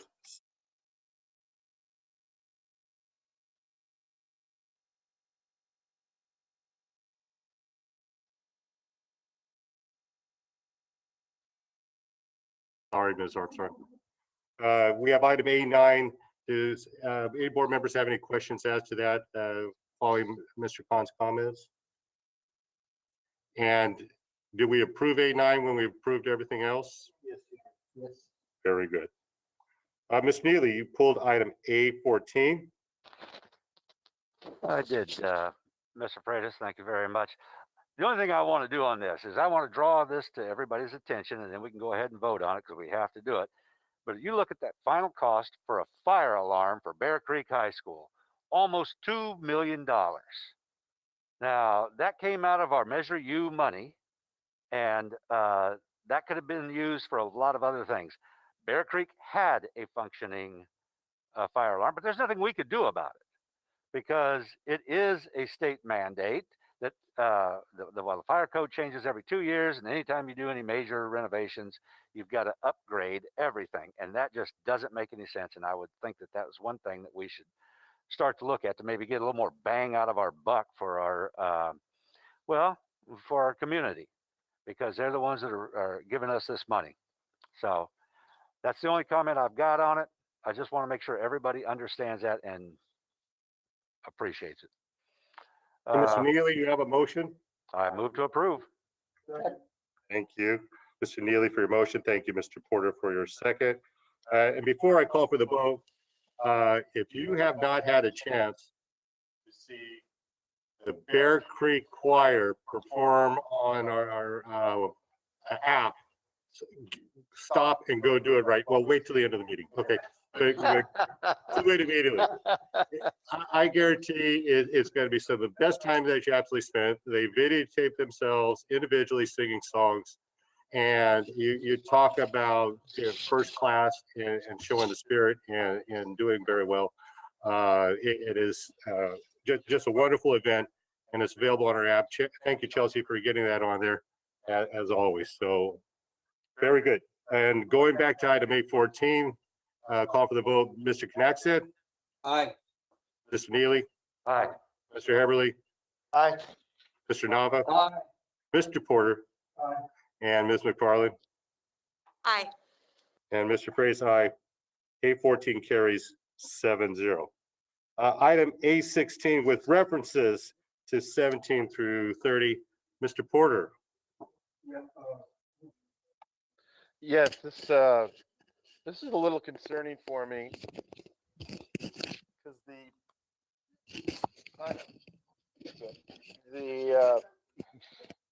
the board gave direction, I believe, in April to approve the curriculum, and this is for Mr. Solly. Is that correct? And then, if I'm reading this correctly, then then they were supposed to develop a curriculum, and that's what we're voting on tonight. Is that correct? Right, yeah, President Freitas, board members, and Dr. Washer. Yes, the correct curriculum and textbooks were approved last spring. I believe it was April.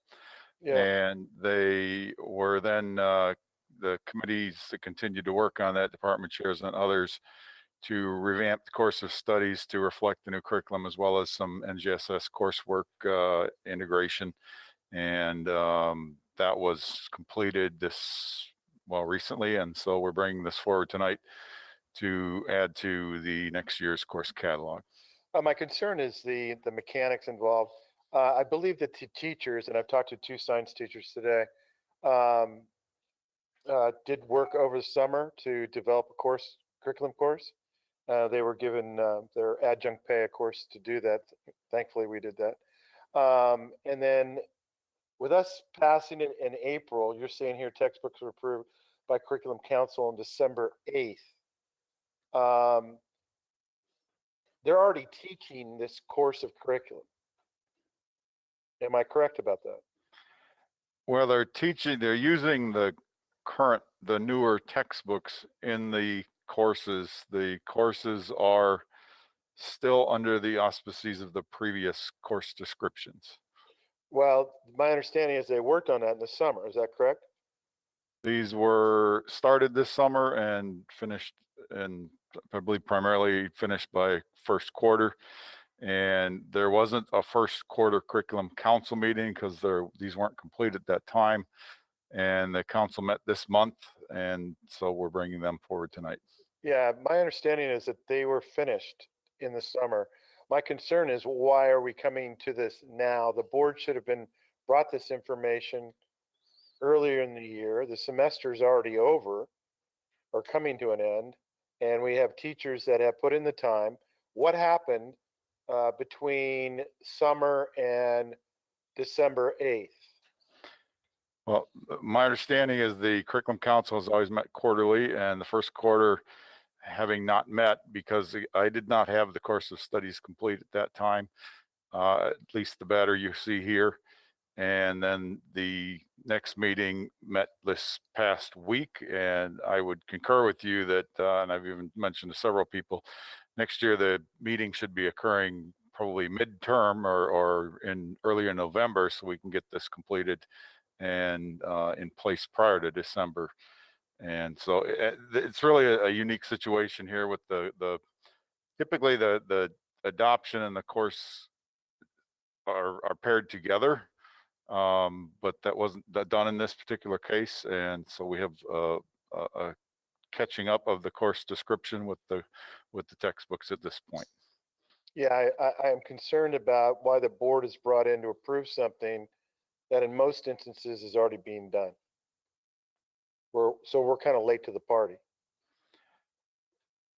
Well, and again, I understand this was part of the process with the alignment to the working on the new science pathways as well. And this is, again, the courses weren't ready to my knowledge that I had any evidence of this in first quarter, so it did get delayed until second quarter here. And I would note that we would be moving these forward in future years. The textbooks have all been, or the training has all taken place. So the teachers have been up to speed on the new curriculum. This really brings into alignment the new 4 courses are more aligned to the next generation science standards. The other 4 are, well, one's a chemistry honors is simply a realignment with the textbook. The courses really hasn't changed much. It's still chemistry honors. Now, have we designed benchmarks? Those are included in the curriculum and in the courses. And will the board be given those benchmarks to see how we're doing? Yes, they haven't been provided to students at this point, but we certainly will provide you with results at the end of term. All right, thank you, Mr. Sully. I move to pass this. I motion to approve. Second. Thank you, Mr. Porter, for your motion.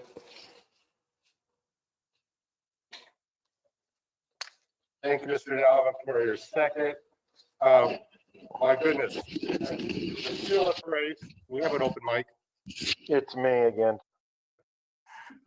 Seal phrase. My gosh. Look what we have that we're approving here tonight. In addition to our boring old physics, chemistry, and biology, but we have exciting new takes on all of them. We have CTE medical assisting, which is near and dear to my heart because my daughter is a medical assistant. Communications in the workplace. Make that app, and we're approving that tonight, and also business management in the wine industry. I think if those classes were offered at my high school, I may never have gone to college, saved a few dollars. But all right, maybe not. But this is a really exciting curriculum. Thank you, Dr. Sully, for getting this there. And I think Mr. Porter's comments are very well taken. We look forward to doing them before, not after they're being introduced. But this is a very exciting group, and I'm very excited the board has approved these tonight. So calling for the vote. Mr. Knaxted, item 860. Thank you for mentioning the 4 CTE classes, Mr. Freitas. I vote aye. Thank you. Mr. Neely? Aye. Mr. Haberly? Aye. Mr. Nava? Aye. Mr. Porter? Aye. Ms. McFarland? Aye. And Mr. Freitas votes aye. Item A16 passes 7-0. Very nice.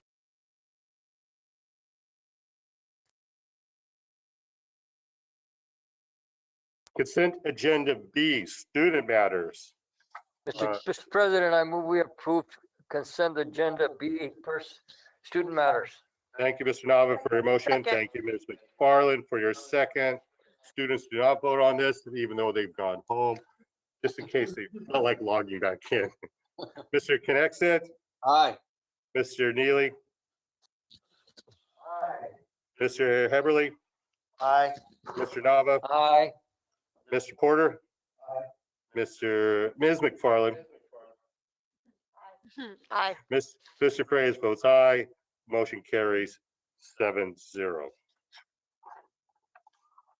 Other action items, action OAI1, first interim financial report. Mr. Khan, you have the floor. Thank you, President Freitas, members of the board, Dr. Washer. I'd like to welcome our Director 3 of Budgets, Adina Andrus, to present your first interim report tonight. And I'd also like to thank Director Andrus and her budget team for preparing a fine report.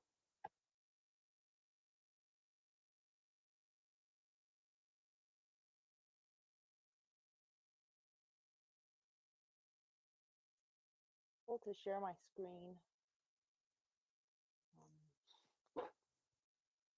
Good evening, President Freitas. I'm going to be presenting. We prepared a PowerPoint for you, highlight some of the key takeaways for the first interim report. So our updated revenues are at $393.9 million, and a majority of that is the LCFF revenues. Wanted to highlight that in There the we go. revenues. Oh, yes. Very good. Oh, sorry. Oh, hello. And then wanted to highlight that in in the revenues, we have one-time CARES funding for this year that totals 33.8 million. Of that, the largest pot of that money is, we call it the CRF. It's the 23.2 million. And this is also the funding that we have to expend by the end of this month, which CNI. Oh, Dean, yes.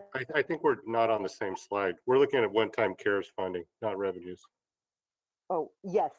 Yeah, sorry. Yes. So it's funding, but it's also revenue. So this is the 33.8 Okay. is revenues as well. Yes.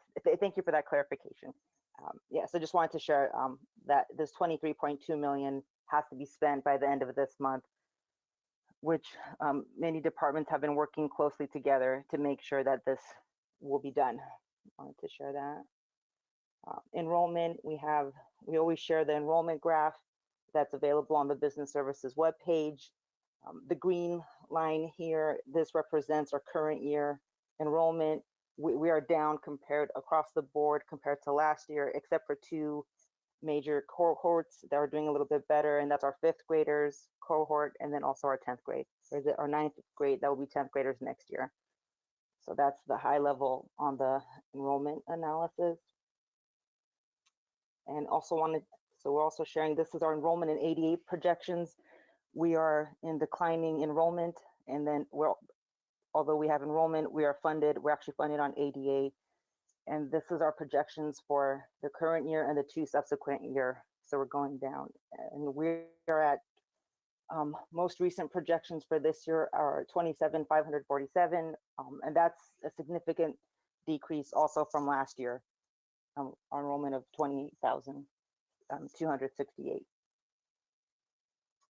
And here just sharing a staffing ratio.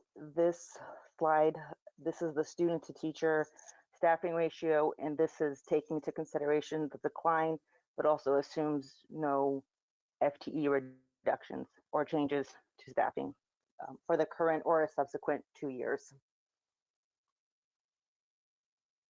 And then we have our first interim expenditures. We are at $406 million at first interim in expenditures. These are our projected ending fund balance, where we are projected to end. And then I also included the first column includes the 1920. And this slide shows our reserve assignments at first interim.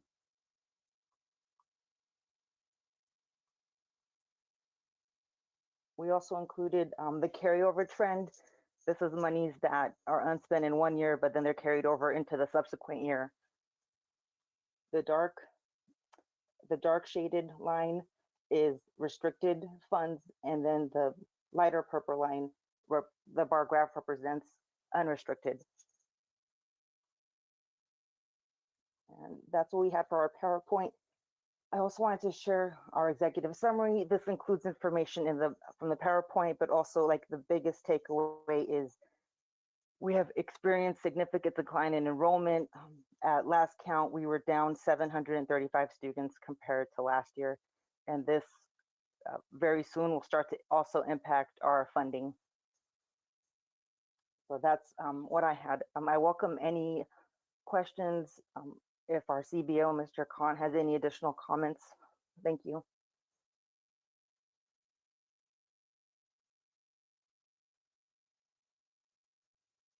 Thank you, Adina. Maybe just following up with there, and Mr. Khan, you or Adina are welcome to answer, but we're getting $394 million and we're spending $406 million. That's deficit spending, isn't that correct? That's correct, Correct. Mr. Freitas. And also we have a declining enrollment. So this is kind of driving full speed at the abyss. It's like Ghostbusters where you say what you don't want to do is cross the third line. We seem to be crossing the third line. Is that a fair financial statement, or? I would say it's a very accurate statement. I'd also add that we are not in this boat alone, that this is occurring in every district in California as we speak. Yes, and Mr. Neely, I think as reported to the CSBA delegation convention, we were there yesterday, and everyone seems to be in the same boat.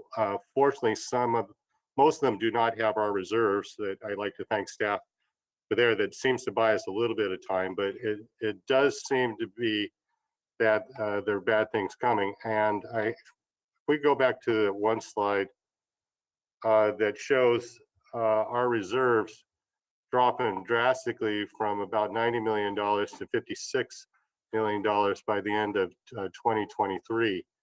How is that projected, Mr. Khan? Why such a $30 million decline, over $30 million decline? Well, at this point, Mr. Freitas, we have not factored into our expenditures any reduction in staff, as we believe board is shown interest in trying to capture attrition of retirees. So we have gone through staffing allocations. It certainly was not pleasant, but there was a lot of hard work done. I'd like to thank Mr. McGregor and his staff for whose program is really facing the largest impact from this decline. Our K6s are down quite a bit, not only from 1920 to 2021, but also from 1819 to 2021. So at some point, once retiree levels are known, we will be able to reduce that expenditure if we know that in time for second interim. But that is part of the reason the deficit is so high. Another major reason would be the unrestricted ending fund. Excuse me, it's the carryover slide. Looks like slide 10 out of 11. So every year, when the restricted balances stay this high and not get spent, they roll into next year as potential expenditures without any additional revenue. It's a carryover. It comes into the board's balance sheet above revenue. So that adds to it as well. Still money that needs to be spent, but if we can start getting it spent, our feeling is that the demand for restricted expenditures would drop as well. I will make one more comment about reductions in staff. School district funding is positively convex when enrollment and ADA are going up, and it's equally as negatively convex in decline. What that means in a nutshell in in is we can never cut enough staff to equal the loss in ADA receipts in a large decline like this. So we're going to have to look seriously at our 4,000 object codes. An ugly way of saying that is we're probably going to have to cut site budgets going into next year's budget as well. The 5,000 codes, a little stickier. Those are your utilities. and things of that nature, but it's not like there's some room not to cut. But we think over an extended period of time, we can manage the reserves down and find our way to balance several years out, with the one proviso that without a RIF in future years, we may not be able to count on county cooperation in approving our balance sheets. So that's probably a likelihood as we go and prepare for the 22-23 year.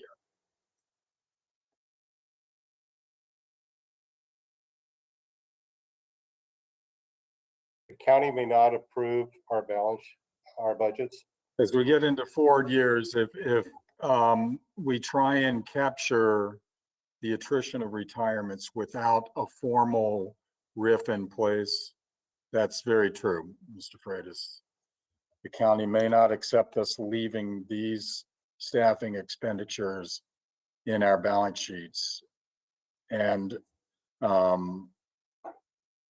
calculating ourselves as positive in the forward out years. And how long before you anticipate that?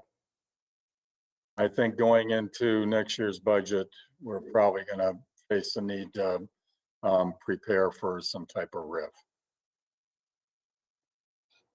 Maybe, are we talking June-ish? Yes, sir.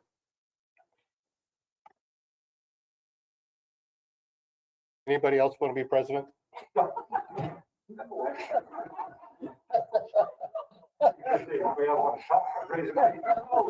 George, can we go back and do those elections again? One heartbeat away, Mr. McFarland.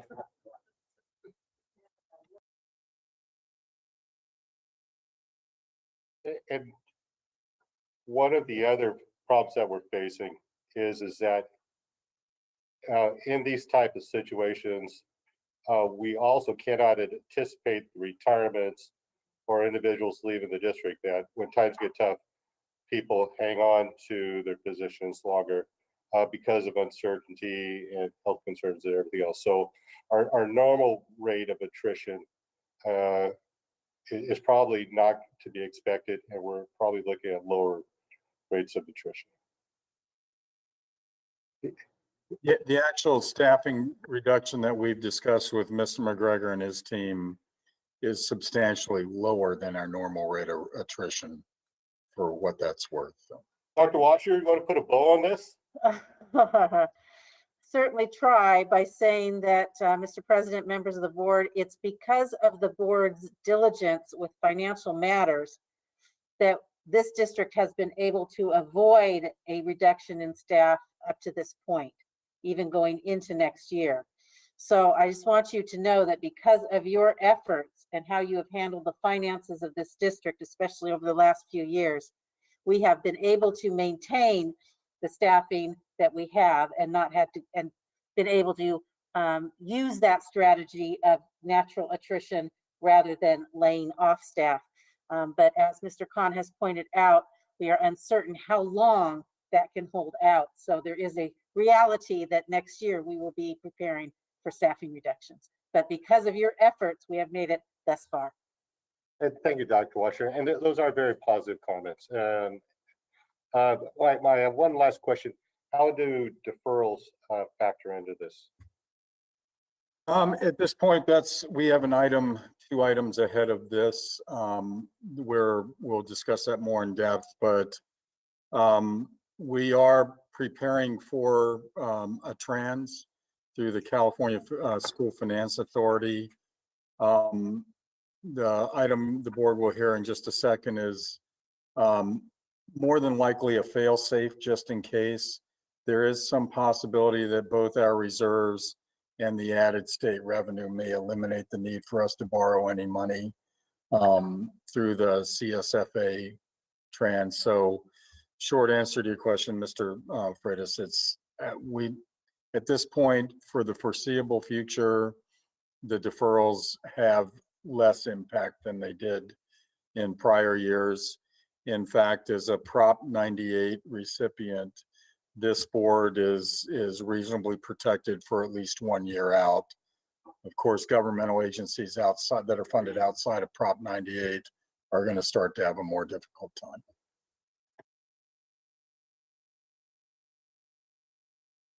Very good. Thank you, Mr. Khan.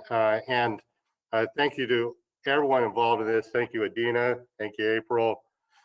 Debbie, Mary, Sophia, Susan, Julie, thank you for this report, the thoroughness with it, and the integrity which is prepared, be it good or bad news. We do greatly appreciate all of your hard work and your diligence and helping us chart a course going forward. Any questions from members of the board? Mr. Neely? Thank you, Mr. Freitas. Some comments here. First of all, Mr. Khan, I think our drop in enrollment has actually been about 1,200 over the last 2 years, isn't it? Correct, yes, sir. All right. And we haven't seen the impact of that yet because we've been given a holiday by the state government for last year and for this year. And for next year as well. Okay. So the hall pass ends starting. Okay. And the impact of just the 1,200 students is a decline of about $12 million in revenue, isn't it? Yes, sir. All right. So, and Mr. Freitas, I want to acknowledge what you had said too. Yes, everybody, all the other districts are feeling this as well. It's not something that is just Lodi Unified. And Dr. Washer, exactly what you said too. I've got some people I've talked to out there that are in some tough financial times right now because they weren't prepared for it. So I wish I knew what the future held on this, but it's going to be tough. So that's all I've got. Thank you, Mr. Freitas. Thank you, Mr. Neely. Other comments? The item was the statement, template statement of reasons for. The item that says template statement of reasons for excess reserves, can we call that up? Or click on that? I just need some explanation. Yes. Dana? Yes, 1 second. It's a required document. Every time you have, that the county requires, if we have reserves above, above the minimum requirement. No, I understand that. When we go down to Okay. the budget items you have there, you have programmatic reserve 4 million across the board. What is that? Mr. Porter, if I may, that's the superintendent's and cabinet's reserve to spend when there are additional program requests that aren't already budgeted in the annual budget. Okay, so that's kind of like discretionary, whatever they decide to use money? Yes, sir. Okay, could you go down to the IMF reserve? What is that? 5 million across the board? What is that? It's 5 million. I get it's a generalization. IMF. That's the instructional materials fund. So that'd be textbooks?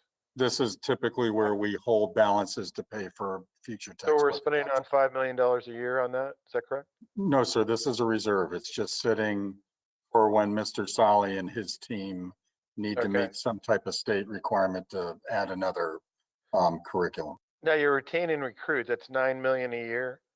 That's $27 million. What is that about? That's the money set aside for staff compensation. It is not cumulative though. It is still one-time money. So if it gets spent in 1 year, it zeroes out in the back years. I got you. But what does that be used for? Would that be going across the pay scale? Is that what you're talking about? It's for whatever the board wishes to use it for in terms of staff compensation. So when I'm kind of looking at this on our reserve, we've got 9, 5, 14, $18 million kind of floating around? Really? This is part of the reserve. Part of But the reserve. it's kind of discretionary. It's not labeled for anything. It's just kind of in a kitty somewhere. Is that correct? This is all unrestricted money, Mr. Porter. It is at board discretion, yes. Okay, well, that's good to know, because then we could, for some of the cuts that we might have come in, there's areas that we could look into for reduction instead of losing teachers. Okay, thank you. Thank you, Mr. Porter. Any other comments from the board? Yeah, Mr. Freitas. Yeah, I just wanted to express my appreciation for this heads up on these projections. Even though it's not very cheery news, we're better off knowing what's coming than to be surprised. Very good point. Thank you, Gary. Ms. Armstrong? Any Yes, we have one comment, and it's comments Michelle. from the public? Michelle Orgon.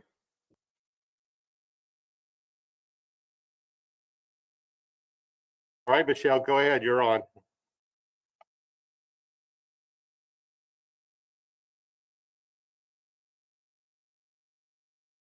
Thank you, President Freitas.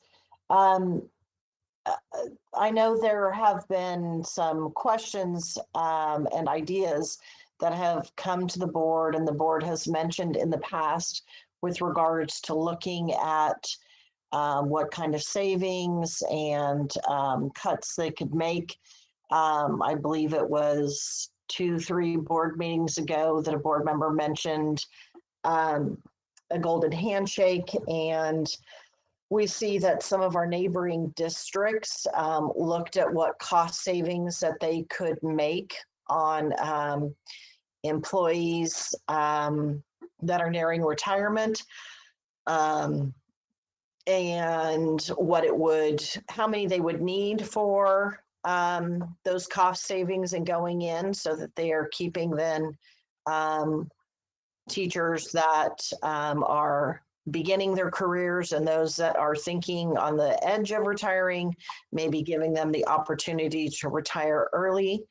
I'm disappointed that there hasn't been any discussion before this meeting in depth, or as somebody asked, as to what those numbers might look at some time ago, because now we've started the transfer process, which makes it basically not an opportunity then for this year, where we could have, I think, maybe done some of the things that some of our neighboring districts have done. So as we move forward, would sure like to have those suggestions that board members and members of the public bring forward, vetted out before those timeframes. The other thing with the projections of attrition and class size, as elementary teachers just went through the first round of grade level shuffles, we saw that we added 36 more combination classrooms, which I don't think anyone on this board has ever expressed a love or like for combination classes. And if we are looking at what is it that we need to do to recruit and retain, to have the best teachers, to have our students reading with the best intervention programs, it's taking a hard look at those numbers. And then how do we keep our students engaged in learning? And we know that this is a hard time with the pandemic and the fatigue that everyone is facing. But I really don't think we've been creative about how we could look at attrition and how we could look at retirements this year. So it is a little disappointing that we look at that, especially when we look at the number of teachers that are close to retirement. And I would hope that we firm up some dates. As somebody said, they'd like to know the retirement dates. Leah did several years ago move the shuffle dates earlier in December so that we could hire the newer teachers. But those dates still don't line up to other parts of the contract when IDAs are due, so that we don't have count. So I'm worried about people taking positions and not really having firm numbers of students. And then what are we doing advertising wise to make sure that we know and our parents know about the programs that are out there and what can go, what needs to stay. So when we look at this and we look at what's in the holding places, I am concerned that we're already talking about RIFs when we haven't talked about what other measures to cut before teachers. So I do appreciate the comment about looking at what we can do before we do RIF teachers, but we do need a timetable and to plan backwards this in going forward. Thank you for your indulgence in those thoughts and ideas on this part of the budget. Thank you. Thank you, Michelle, for those comments. I agree. We are going to have to recruit and retain, but especially now it seems like we're going to have to recruit and retain students to get those 1,200 students back. And we are in a fight for our lives to get these students back on our campuses. So, and without a doubt, having the best and the brightest teachers available on the most modern campuses is definitely going to be a selling point that we're going to have to look forward to. So anyway, no further comments. Chair will entertain a motion.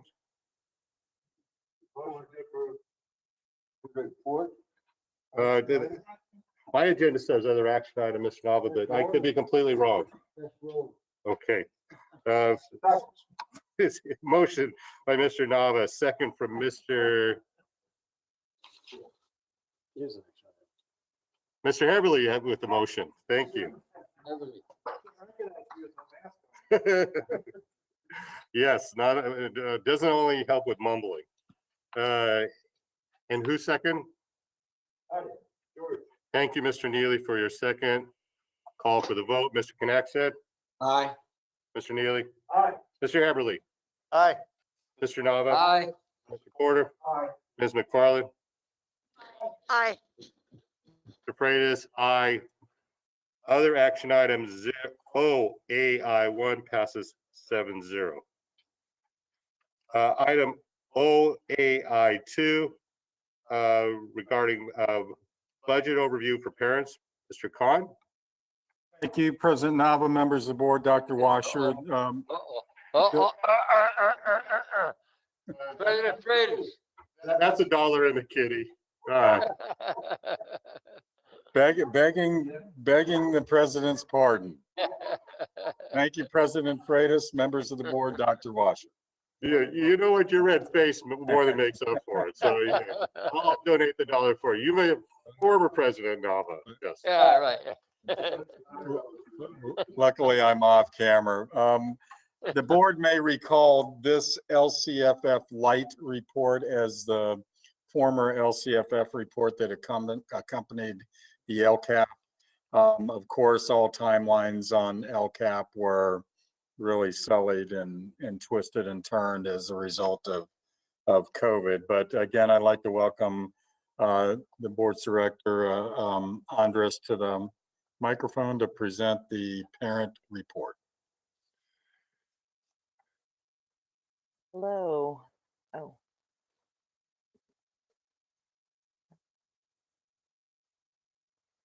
One second. So yeah, this is LCAP Light. The budget department worked together on this with the curriculum and instruction department in preparing this. So here, this is the very first graph on here. It's a recap in graphical form of the first interim budget report. So this is a requirement by state law that we have to present this budget report in its own they call it the budget overview for parents. So this is the exact same financial data. So I will call attention also, so this is the federal CARES funds, the $31.6 million had to be called out as well. It's not the full 33.8 because that also includes some state funds. So here, we also had to report on the learning continuity plan that I believe went to the board back in September. And so what was budgeted, total budgeted in the learning continuity plan at that time was 38.5 million. We also had to identify the amount for high needs students in the learning continuity plan, the 36.4 million. I know that some questions may be, you know, why on a budget that's 406 million, only 38.5 million were in the learning continuity plan. The reason being that at the time that I'm going to call it the LCP, that the LCP was developed, the district was directed to only report on, this is the response to COVID. So that was what was captured in the LCP, how the district was responding to COVID. That was it. And then we also have some narrative that is provided. Any questions on the budget overview for parents document?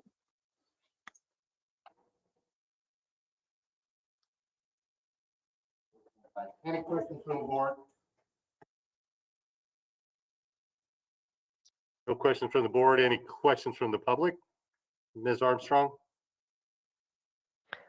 No comments. President Freitas, move to approve. Thank you, Mr. Knaxet, for your motion. Thank you, Mr. Nava, for your second. What are you talking about? You're living in the past. All right, we thank you for your motion and your second. Call for the vote. Mr. Knaxet. Aye. Mr. Neely. Aye. Mr. Eberly. Aye. Mr. Nava. Aye. Mr. Porter. Aye. Ms. McFarland. Aye. Mr. Freitas votes aye. Motion OAI2 carries 7-0. Item OAI3, approval of development fee report. Mr. Khan. Thank you, President Freitas, members of the board, Dr. Washer. Before the board is the annual Monteith report. This is in essence a report to the public and to the board on how the board is accruing and spending its developer receipts, developer fee receipts, which are up substantially. The board's Fund 25 is well into the $18 million amount. The board may recall that these monies can only be spent on growth, on projects at growth schools, of which there are several in the district at this point. If I were to point the board to any particular part of this report, I would focus on page 9 and 9 of the report that lists the projects that the district is currently working on. The board may recall giving direction to move forward with the Westlake Village property purchase. As an update, we had our first meeting with the Spanish Corporation on price negotiations just this morning. So I'd be happy to answer any questions about this report. I would like to add thanks to Ms. Vicky Brum, the facilities planning analyst, for putting this entire report together. Yes, thank you very much, Vicky. Any questions from the board? Mr. Neely? Thank you, Mr. Freitas. Mr. Khan, it seems like we find ourselves in kind of an unusual position here. We've got houses being built all over the place, and yet we've got a declining enrollment. We're talking about buying more land to build more schools, and the number of kids that we have are going down. Can you talk about that a little bit? Yes, sir. Thank you. In the here and now, we are certainly declining, and we have no need to build a school immediately. However, the housing structures that are going up are arguably going to last quite a long time, decades and decades. There would be no way to project in the future how those houses will fill with kids. But one thing would be certain is there's a high probability that they could. And at that point, this district, this board would need space to house them and instruct them. So that's the whole purpose of a developer fee, is not to necessarily address the here and now of student enrollment, but if there are additional houses, this board is eventually going to need additional space. To that point, the board may have noted that the state allocations board has increased the per square foot level 1 developer fees. We did also ask a consultant to do a study on that. Due to this recent decline, we are really not in a position to raise developer fees at this point. But we still need to take developer fees and plan for future growth, because nothing's static, not even trend. Thank you, Mr. Khan. That's all I've got. Mr. Everly? Thank you, President Freitas. One of the things about a new development, when they come up with their proposed map to give it either to the county or to a city agency, they'll have basically, it's kind of an artist's conception of what it is. They'll say, okay, we're going to take this parcel right here and make it a park. We're going to take this parcel right here and we'll designate it as a school. And a lot of people are under the mistaken impression that when they do that, they're saying, yeah, we're going to give you that piece of property for a school. Well, that's just not true. We pay for that. And what we found prior to Measure K, I'm going back to history, I'm old, and being on the Future Facilities Task Force at that time, what happened was the developers, we kind of waited and waited because we didn't see students, and they just kind of decided, well, nobody wants it, so we're going to put up more houses or apartments or commercial, and that piece of property that was designated as a school, future school site disappeared. And then the district found themselves into trying to find another piece of property that was maybe not in a desirable location, or maybe a less desirable location. So a lot of this is really trying to look ahead. And if you know that there's going to be houses there, you kind of look where the student flow is going to be walking to school and so on and so forth. So that's why it's really important that when you have a parcel available around a development, you want it kind of in a situation where more kids have a tendency to walk to school or whatever. So anyway, this whole thing about that site is really trying to look forward as to what's coming so that we don't get caught behind the 8 ball. Anyway, just a perspective and a little twist of history in there. Thank you. From the board? Comments from the public, Ms. Armstrong? No comments. Call for a motion. I move we approve. Thank you, Mr. Nava, for your motion. Thank you, Ms. Farland, for your second. Call for the vote. Mr. Knackstedt? Aye. Mr. Neely? Aye. Aye. Mr. Nava? Aye. Mr. Porter? Aye. Ms. McFarland? And Mr. Aye. Freitas votes aye. Motion carried.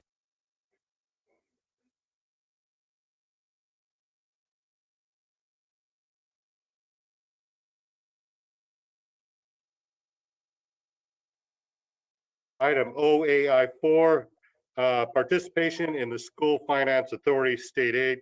Mr. Khan, this is what you were talking about as our safety net for deferrals. That's correct, President Freitas, members of the board, Dr. Washer. Reso 2020-88 allows the board to participate in the California School Finance Authority statewide trans. If necessary, it does not bind the board. If the board does not approve at this point It eliminates the board's opportunity to seek funding should the deferrals actually happen in a large way. As we mentioned before on a prior board item, we're very close to even on this. We may need to borrow some, but in Reso 2020-88, the max sum of 80 million is mentioned. At this point, we don't anticipate being anywhere near that number should we in fact need to borrow any money. Yeah.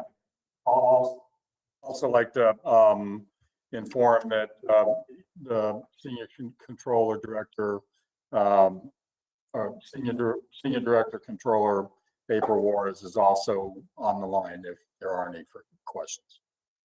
And Mr. Khan, did I read this correctly? The money is interest free, so there is no financial detriment to participating in this? If there is an interest rate, it's going to be well below 1%. It'll be fractions of a decimal. And again, this is a lifeline for us. We're only going to use this if and when we have no other alternatives. Is that correct? Yes, sir. And in fact, Senior Director Juarez also worked diligently on a CSBA trans as well, but at this point, we just don't even think it's necessary to go down that path. This is all the board needs to protect itself. Thank you, Mr. Khan, for bringing this, and thank you, Ms. Juarez, for your hard work on this matter. Any questions from the board? Any questions from the public, Ms. Armstrong? No comments. President, I move we approve item. Thank you, Mr. Nava, for your motion. Thank you, Ms. McFarland, for your second. Call for the vote. Mr. Knudsen? Aye. Mr. Neely? Aye. Mr. Heberly? Aye. Mr. Nava? Aye. Mr. Porter? Aye. Ms. McFarland? Aye. Mr. Freitas votes aye. Motion carries 7-0. Thank you, Mr. Khan, and thank you, your staff, for these 4 items and the hard work and the very thorough and thorough presentations and the very nice job that they were presented.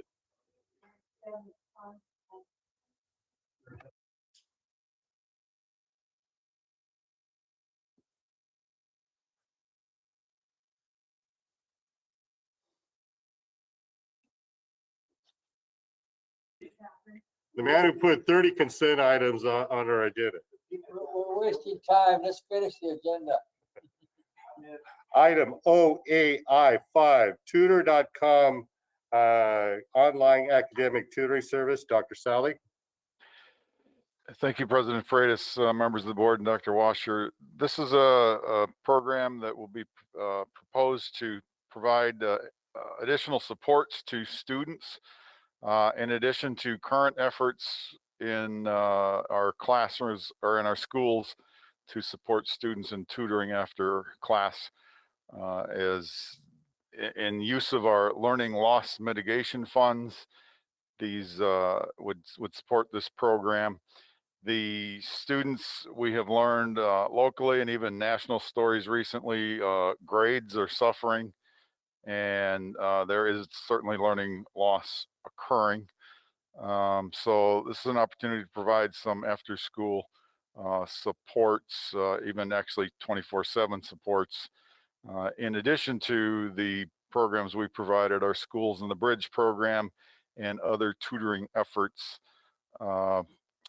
In talking with Jose Maciel, our Bridge coordinator, he has expressed that the after school program is down to about 1/3 of typical levels. So we have a couple thousand students that have chosen to not participate regularly, at least anymore, in part likely due to their being, on school online for the previous 5-6 hours, and they opt out to get offline for a while as possibly one method or one reason.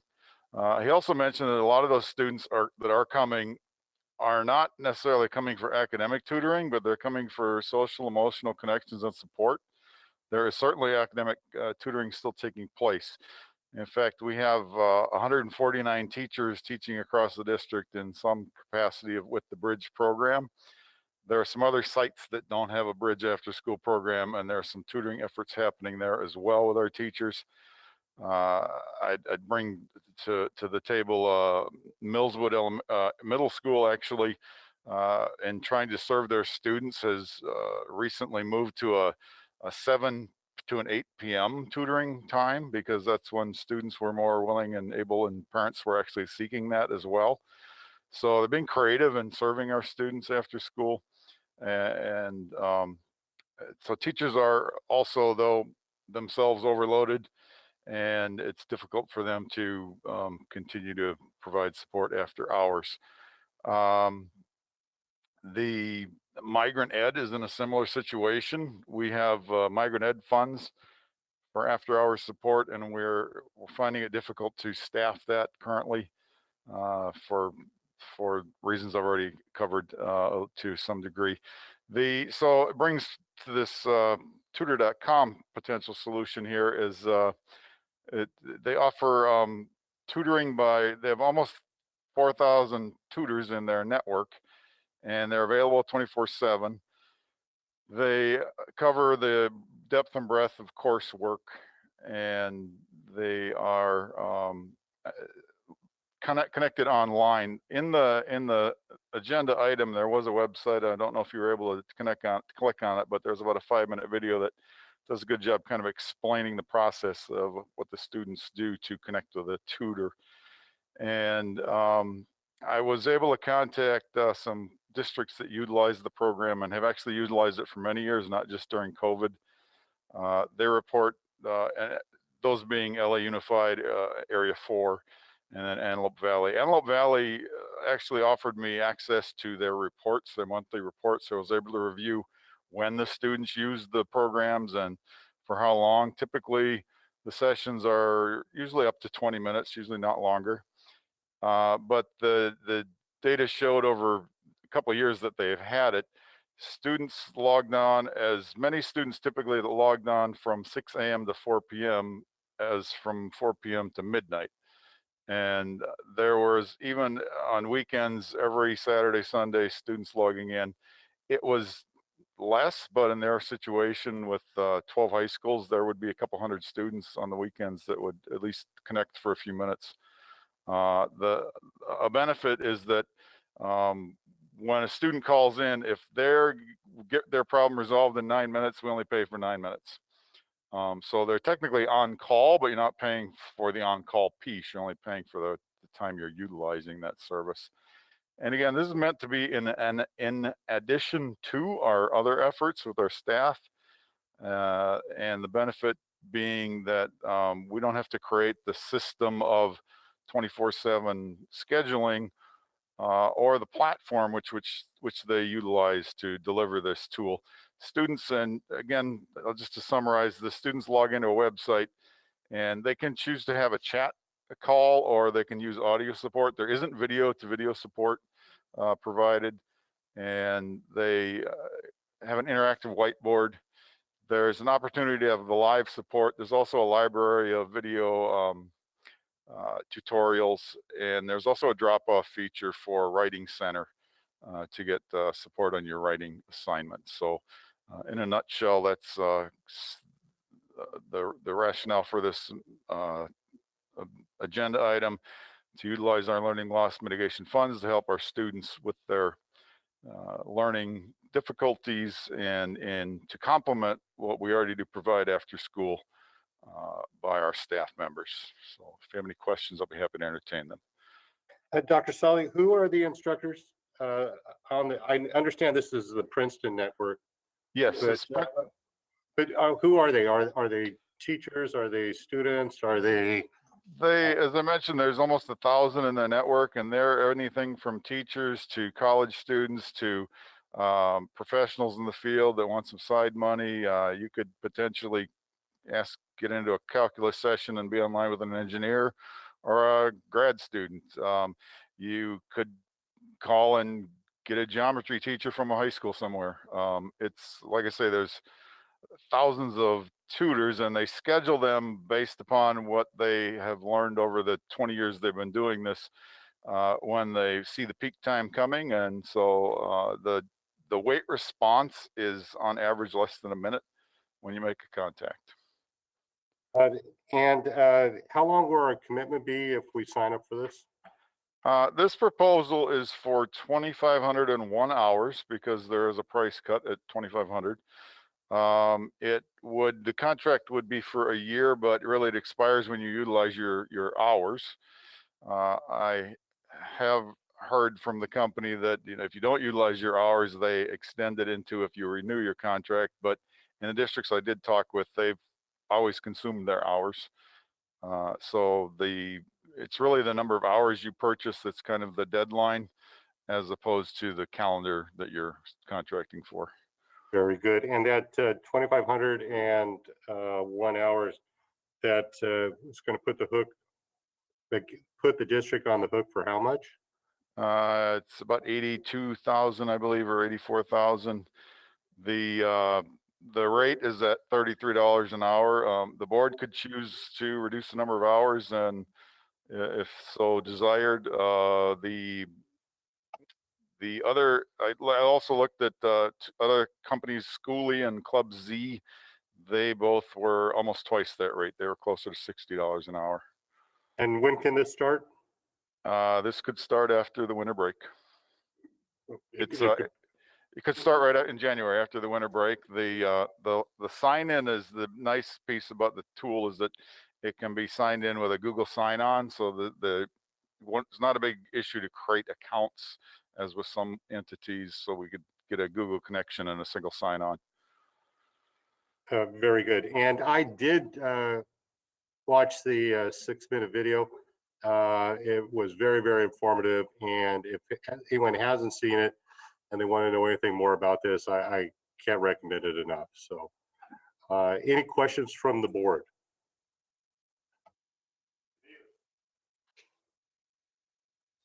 Thank you, Mr. President. Just want to make it clear that this is out of the CARES money. Isn't that correct? Yes, this would be ESSER funds, or CARES money, but more specifically ESSER. And this is money that has to be spent by December 31st, I believe, or December 30th. Not this bucket. Not this bucket? Mr. Okay. Khan, if you want to address it. It's eligible for the 3220 money, the CRF money that Director Andrus mentioned earlier. So if we do have room in that to pay any invoices this month, we certainly would. But the ESSER and the GEAR money, I believe their expiration dates are approximately September 22. Okay, I tell you, I will be in support of this if we monitor it closely, we look at the results, we analyze the data, and see where we go from there. That's all I got. Thank you. And just following up on Mr. Neely's question, that means that it's this bucket of money is use it or lose it? Yes. Very good. Thank you. Mr. Porter. Yeah, I have a series of questions. Was this in addition? I'm trying to come out. Why was this needed? Well, it provides the 24/7 support. It allows the students that, like I mentioned, had been attending after school. A lot of those have gone missing. So it's an attempt to mitigate learning loss district-wide with a tool that's accessible to anybody, anywhere, at any time. Yeah, but weren't we now paying teachers to work at any time to do that? I thought that the after-school program now allowed for them to choose their own hours. Was that correct? My understanding is it's typically still after school regularly up until 5, 6 p.m. And the middle school example is the only one I know currently of them doing more what I would call late. Yeah, I thought they were being allowed to be time carded on their choice. Now, was this brought before Curriculum Council on December 8th? Yes, it was. And was it voted on? Yes, it was. It was voted on. That's true? It was approved. Yes. Okay. Now, have we offered this to teachers first? See if anybody wanted to buy in, pay them extra, because this is $80,000. Well, we are currently off, to my knowledge, we've turned back no time sheets and we are still looking for teachers to participate in after Has this school. been advertised? The after school tutoring opportunities are always advertised at the start of every school year and continually as we need to seek additional tutors. Some of the teachers I talked to thought that any type of tutoring or extra money that was made available would be a great luxury to have. In addition, they'd like to tutor their students based on how they were teaching. According to your statement, some of these people that are online from tutor.com are not credentialed. That would be true. Some of these people might be teaching something in a different way than some of our math teachers might be doing. Is that correct? There's potential for that, certainly. And you said you can turn in a writing document. What if they did not follow the format that the English teacher asked for? Well, they would need to submit what they're in what format, APA, MLA, whichever they're following, and then the editor would follow that format as far as returning comments. Well, I'm a big believer that our teachers would like to find extra ways to make money, especially now that we're hearing about all the cuts and so forth, and the fact that we haven't been able to financially assist them during these difficult times. I think this money would be better served for our teachers that we have here that were credentialed, and we can keep them under some type of accountability. I have a hard time with these tutor.com. I still haven't heard how the Las Vegas call center did, and are we still using it? Can anybody answer that question? I know it's a different content, but it goes to the same type of format. We're Porter. So I mean, we go in and 10:30, and I think it's a great question. I think it's a great question for maybe another venue, and we can ask it tomorrow. But I like to keep one. We have one more agenda item that looks like it's going to take quite a bit of time, and we're already after our allotted time. Yeah, but and we have time. I like to get out of here one night before midnight. Well, that's nice, but I'm saying we have time for jokes and so forth. I'm just asking right now, is this a possibility? We looked at tutor.com, which we sold out to. We sold out to for the call center, which we never got any feedback on. And also with the students that were left, the ones that left school, I asked 2 weeks ago, or maybe a month ago, where did they go? And I never got any feedback because we have to send transcripts to those schools. So if you want to take this on, let's take on everything else that we've been spending money on that we don't know where it goes to. So I'll stop right there. I'll vote no, and then we know where I'm coming from. Thank you, Mr. Porter. Any other questions from the board? Yes, Ms. Farland. Well, I like the premise of this. I'm gonna, I definitely do not want to take anything away from our staff that we have. But what I do like about it is the times that it's available.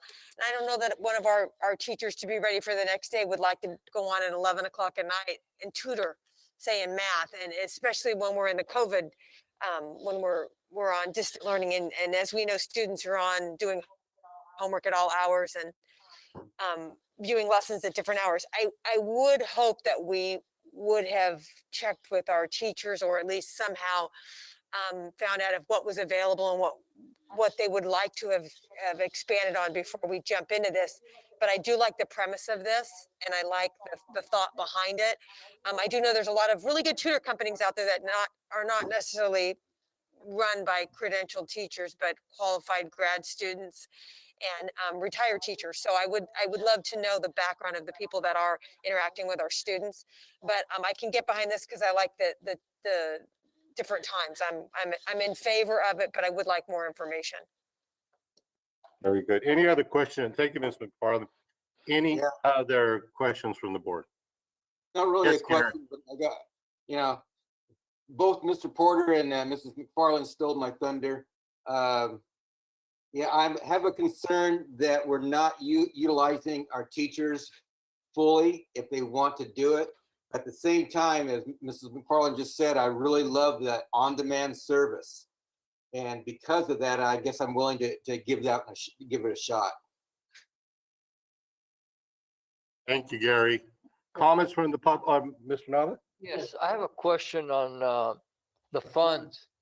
if we didn't go on this tutor.com or whatever it is, and we use our teachers, does the care money pay for our teachers on tutoring?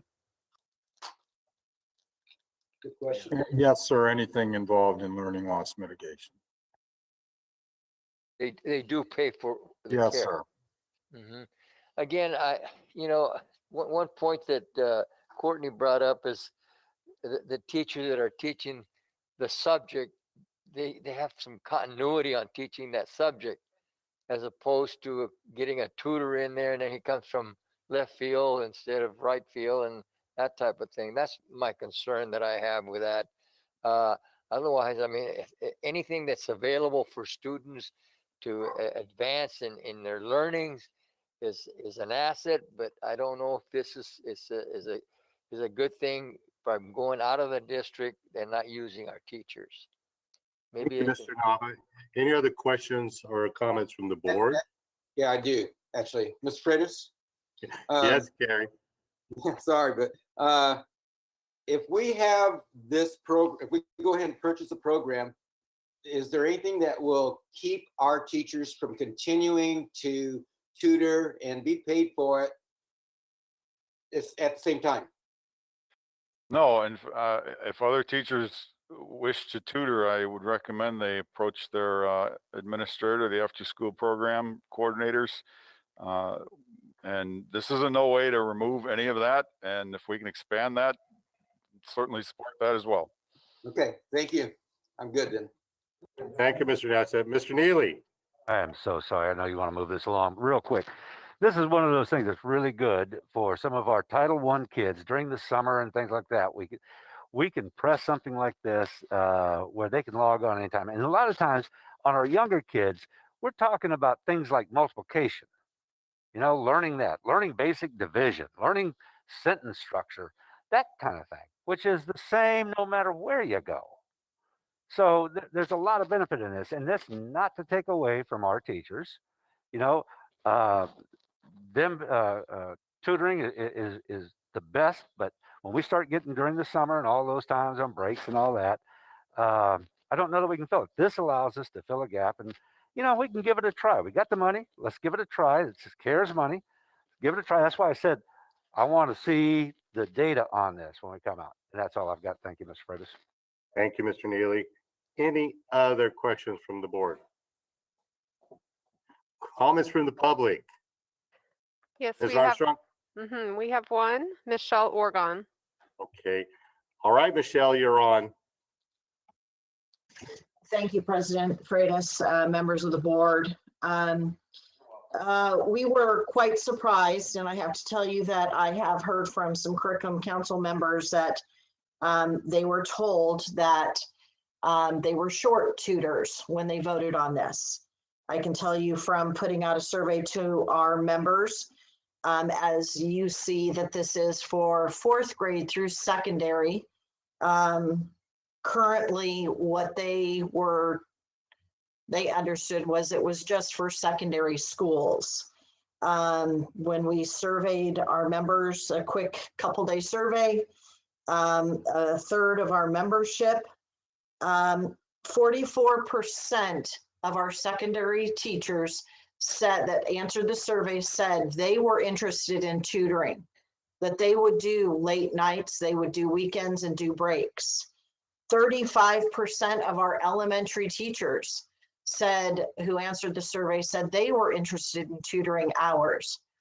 We heard many comments about not knowing that there was an opportunity for tutoring, not knowing that they could tutor at different hours and not just right after school. I disagree with what the comment that was said that this has been widely advertised. That is not what I've heard from my teachers. And why should my teachers be trying to hunt down possible extra income, supplementary income that would help them?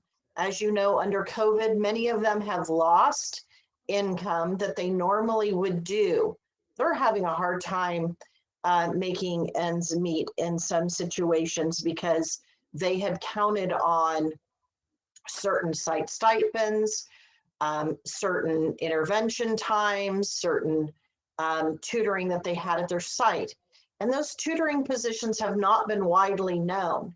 When this came out, I did contact one of the leads at one of the high schools, Emily Epperson, who organizes Tokay's after school program. She had lots of information about the enrollment being down, that they didn't have enough students filling the spot that we heard about tonight. I would respectfully ask that before we purchase or throw any money outside our community and outside our membership, that we advertise to our membership the opportunity to tutor. $2,500 to set this up. We could certainly pay a teacher to set this up for in-house, where our own teachers could earn that income in tutoring. If it was known to many that they could tutor after hours, some of them were like, yeah, no, I'm not doing it right after school. I have a kid to pick up or I need a break. So we should be giving them that opportunity to do a separate time. Please give our teachers the opportunity to work. I am happy that with the conversation that this brought forward, that some of our after school program leads found new teachers at other school sites to tutor for them. Because we are distance learning and tutoring, that's opened a whole new door where a tutor could reach students from different school sites. And they're within our own teaching staff and our own community. So please advertise. Teachers have been so creative, flip things on the dime as to how to teach. If students need help, I have heard from all different sources and different grade levels that they'd be willing to help. And some of my elementary teachers has secondary credentials that could tutor secondary. And if we're doing fourth grade, I've not heard, how we've reached out to elementary teachers about tutoring. So please give some attention, respectfully look at honoring our teachers and supplementing their income and honoring them to earn those dollars. Not only does it help us as a district and our own students, but it also helps our own community, because those dollars would stay here in the community and our own local restaurants and businesses. So please, let's look at giving our teachers the opportunity to fill that learning loss and mitigate that within our own teaching staff before we employ this outside. Thank you for your time. Please seriously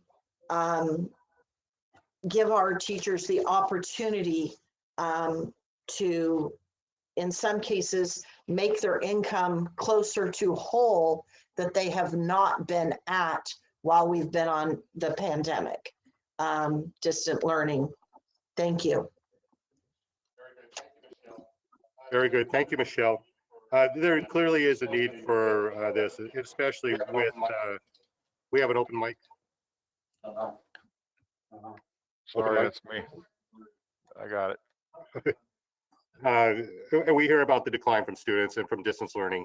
And the idea that we have a turnkey operation that literally can be in effect tomorrow is pretty darn amazing. And the things that is provided for is so much more than just learning our classes. College applications, if you are writing an essay, they could turn around and have that graded tomorrow. or right away for you. This type of work is absolutely fantastic. I believe it, Dr. Sully, correct me if I'm wrong, there's different languages that are also involved. And the number of subjects, if you looked at on the website, is just astronomical. So literally, I think they can solve any problem in the world. However, I do not see this as an either or with our own local tutors. What I see is this is a way for us to get up to speed and get ahead of the game while we recruit and put together our own organization for our local tutors.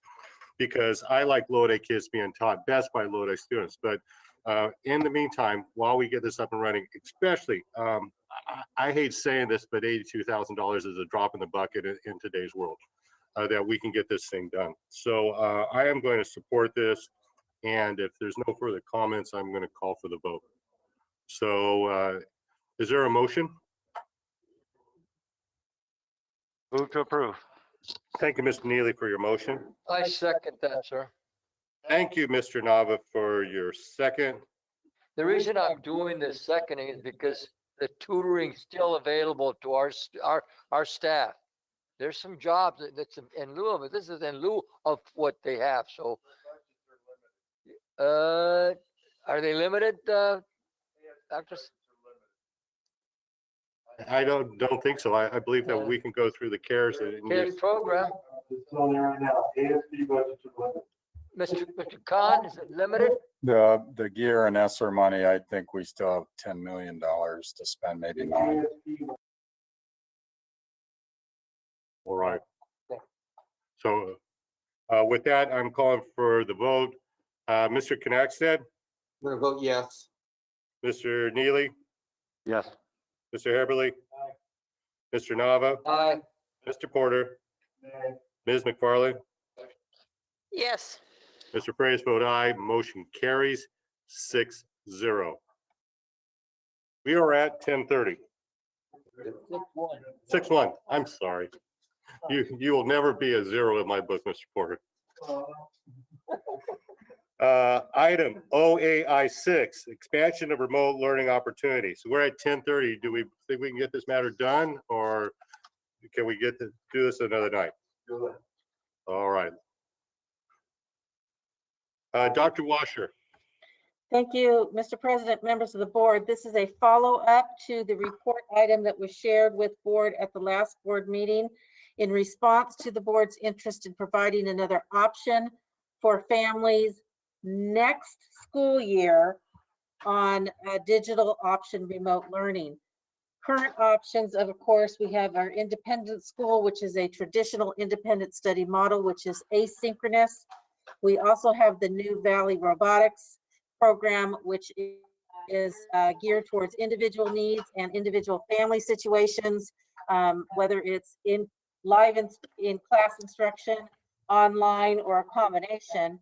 This would be a third option under the umbrella of independence, but it would be a synchronous model similar to a schedule that is currently in place with distance learning, where students would follow a regular bell schedule of the school day.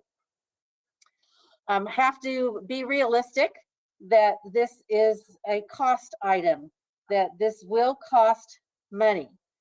It is difficult to anticipate how much it will cost because we don't know what type of participation we might get.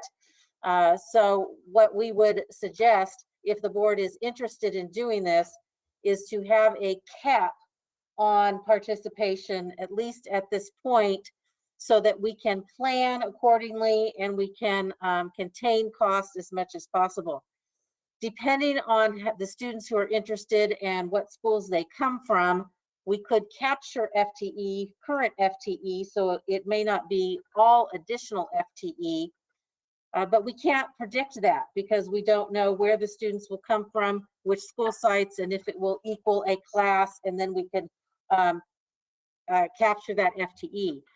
In that scenario, that would also cause a reconfiguration of a school site, of course, whether it increases combos or decreases combos, we don't know, but it would create a different configuration at a school site if we were to capture FTE, because we would be pulling a teacher away from a school, possibly redoing some classes. So there are some issues that, this would cause that we would need to work out. Of course, all of that can be worked out. The big concern at this point is what is the cost, and we do know that there will be an additional cost. The high school would operate under the regular master schedule course selection process, similar to what is occurring now.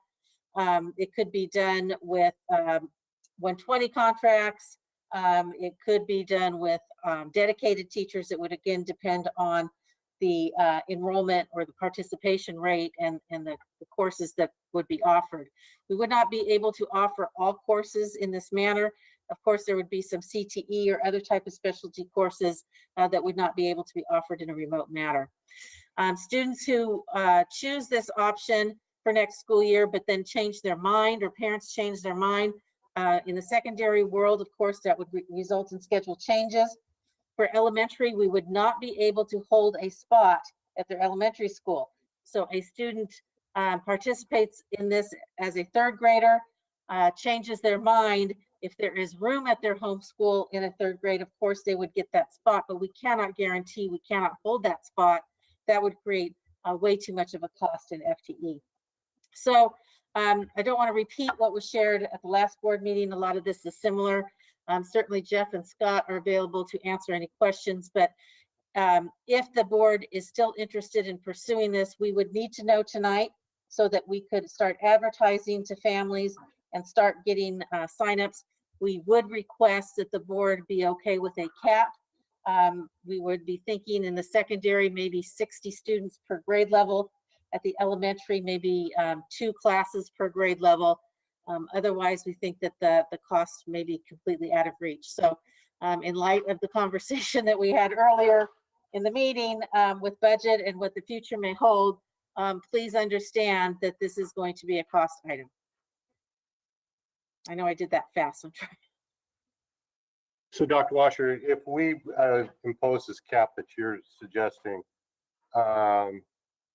60 per secondary, 2 classes per elementary, what is the budget that we're looking at? Mr. President, members of the board, of course, it would depend on whether we would need additional FTE or be able to capture current FTE. It could be in the elementary area, it could be anywhere from $500,000 to $1 million.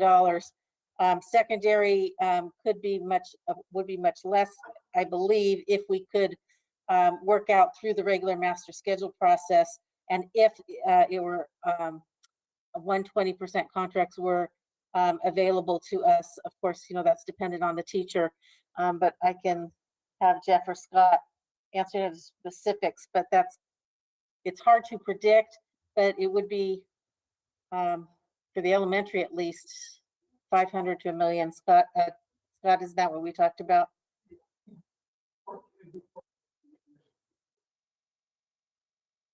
And that's not including any type of support, other types of support, whether it be administrative, clerical, that type of thing. So without adding up your numbers,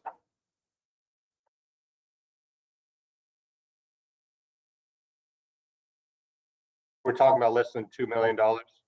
That would be for the staffing, Mr. President, members of the board. We do also anticipate some costs in possibly workstations. We don't anticipate that a teacher in this world would need a full classroom, but would definitely need a workspace. And so we would need to maybe do some modifications in current facilities, find places where we could set up workstations. So there would be some cost in that as well. One of the, I believe, the opportunities that we do have is with a distance learning academy such as this. And if we can attract individuals that are going to lesser institutions and offer them a Lodi diploma, I believe that that would be a positive, especially certificated teachers, and Lodi teachers that are teaching the course. So I'm going to be in favor of this. So any questions from the board?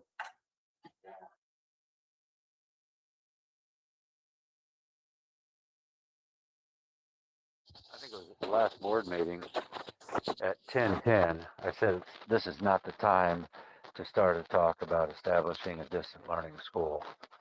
And I kind of feel that way at 10:35 tonight.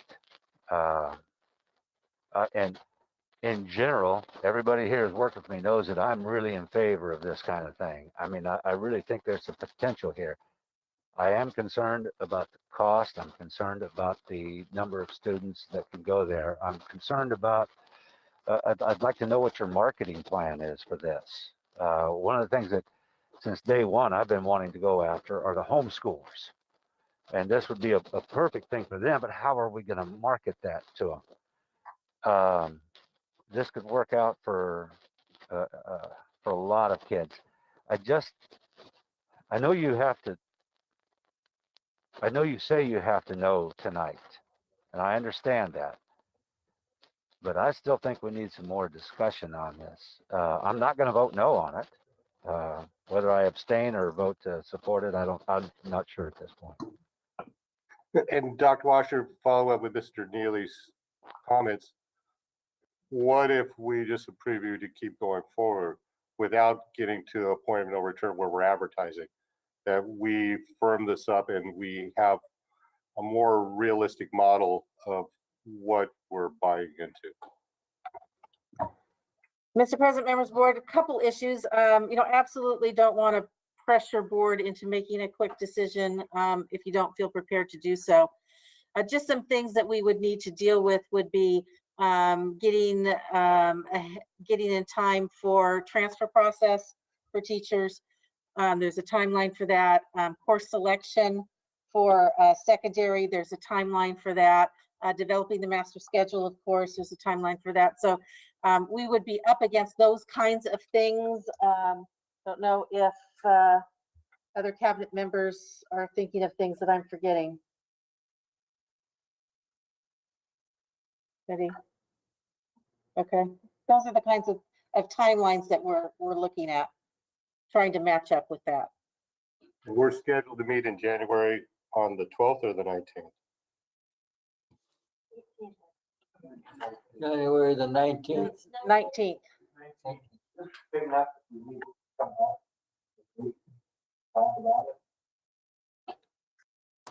We can even do it the week after Christmas. Yeah. Or we could come the 5th. No, I think we need more discussion. But yeah, I have some questions too. Or in order to say We could, if the board is interested and willing, we could assume that we're moving forward and post positions in the transfer process. If something does happen where it doesn't work out, then of course those positions wouldn't exist, but at least we would make that piece of it. I would need Jeff's expertise on timeline for master scheduling and course selection. And that piece I think is more critical in the secondary than the elementary. And when do we need to post for transfers? January 6th. Dr. Washer also would like to know the cost. I mean, you would, if you have this certain amount of classes, like right there's 175 students for $525,000 approximately from K through 6. Now, I need to know the cost as to if you have 60 students like you talked, and then break it down and see how much that costs. You said it costs a lot of money. And you're talking about $500,000 in one spot, $500,000 in the other. So, I mean, it's for the kids, and I agree with Mr. Freitas here when he said, you know, if we could keep these students in our district with our teachers, I mean, that's a bonus to me. And one of the concerns I have, Mr. Neely, is say we come back on Thursday, what do we know different than we know right now? We don't know what the business model is. you're right, that's a good point. We don't know, we don't have a budget. We don't have this. I understand staff is asking to move forward on this, but the question is I think we all want to move forward and explore the possibilities. But the question is, you know, Okay. what looks like. Then ask for you to come back at a certain date. A little bit more detail.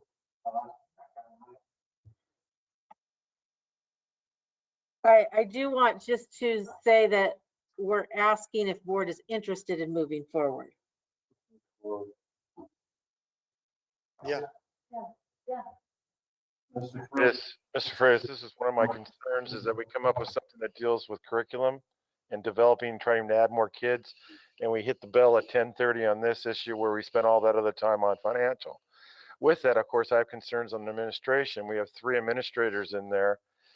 Are you losing money? Well, actually, these kids might hear we might be capturing more people. So you really don't know if you're losing money. But we do have 3 administrators. One of them is Janae Waters. I thought she worked for CTE. Mrs. Khan does a robotics academy. Aren't they already getting paid? So there's a lot of questions in this. Should we move forward? You bet. Can we streamline this as we move forward? Yes. Time sensitive question. Whenever time. So I'm clicking out, but I would like to see us vote on this tonight, have them move forward. And then if we have to streamline it down the road with cost and so forth, I think we can do more. Are you comfortable with a cap? Yeah. We do have public comment on this. Should we go to the public comment and come back? Sure.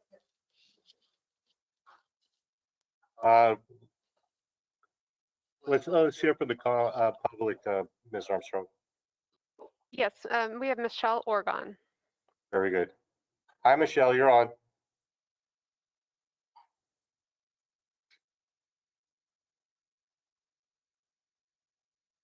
Thank you, President Freitas, members of the board. A little discouraged right now at, yes, 10:30 at night, and lots of questions. As I liken this as we worked on Valley Robotics Academy, we worked together as a team. Leah was in the room, LPPA was there, CSEA was there. We vetted some questions. We looked at, you know, how would we go forward with this? Can somebody, President Freitas, can we have the question answered? Have we filled the elementary position at Valley Robotics Academy? Has that started?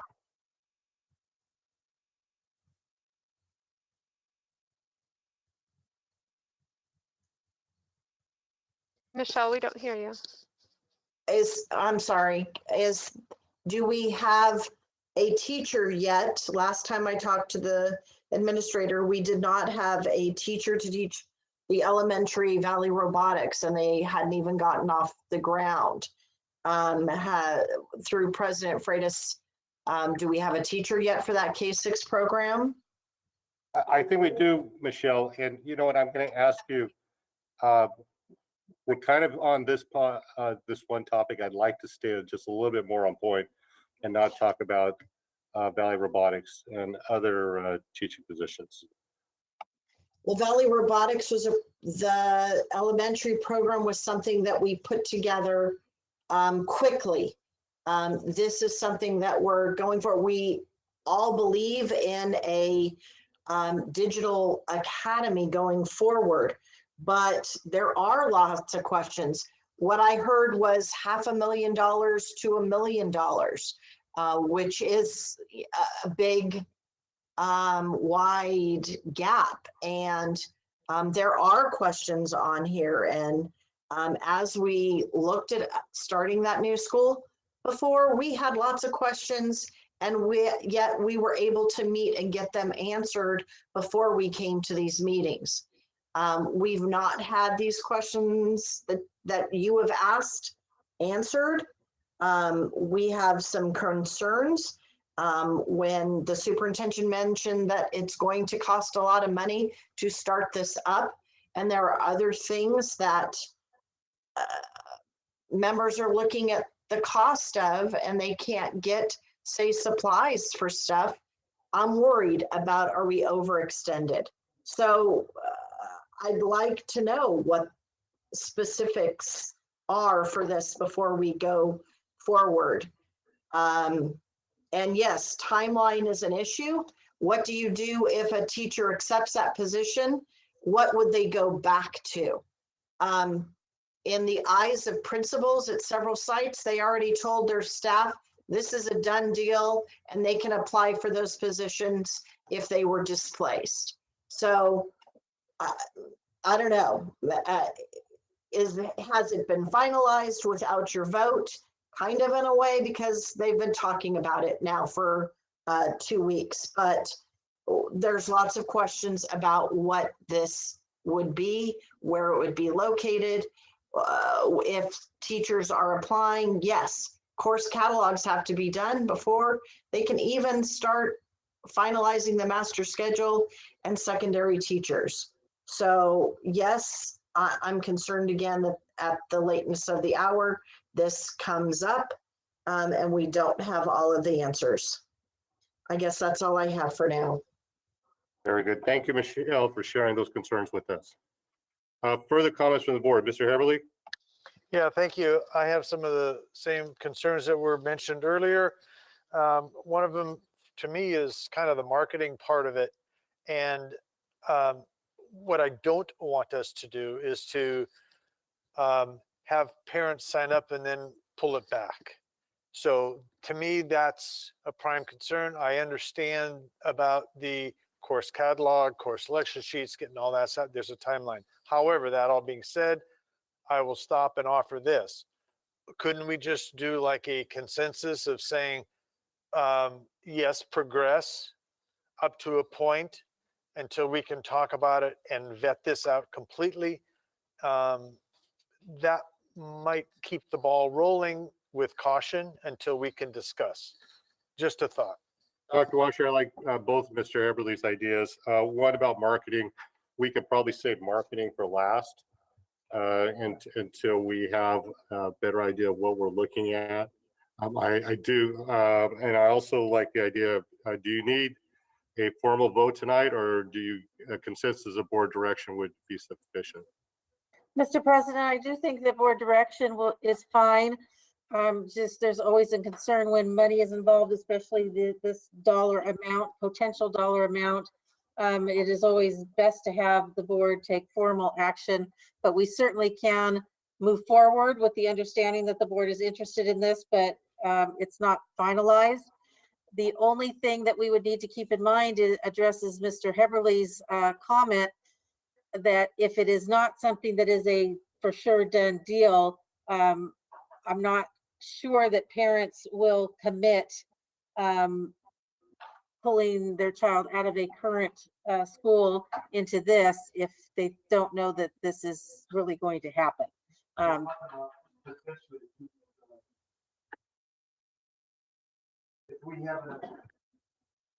I can very quickly just ask Cabinet if this comes back at the next board meeting in January. What does that do? Would we select teachers from the transfer process and all teachers to apply and be selected?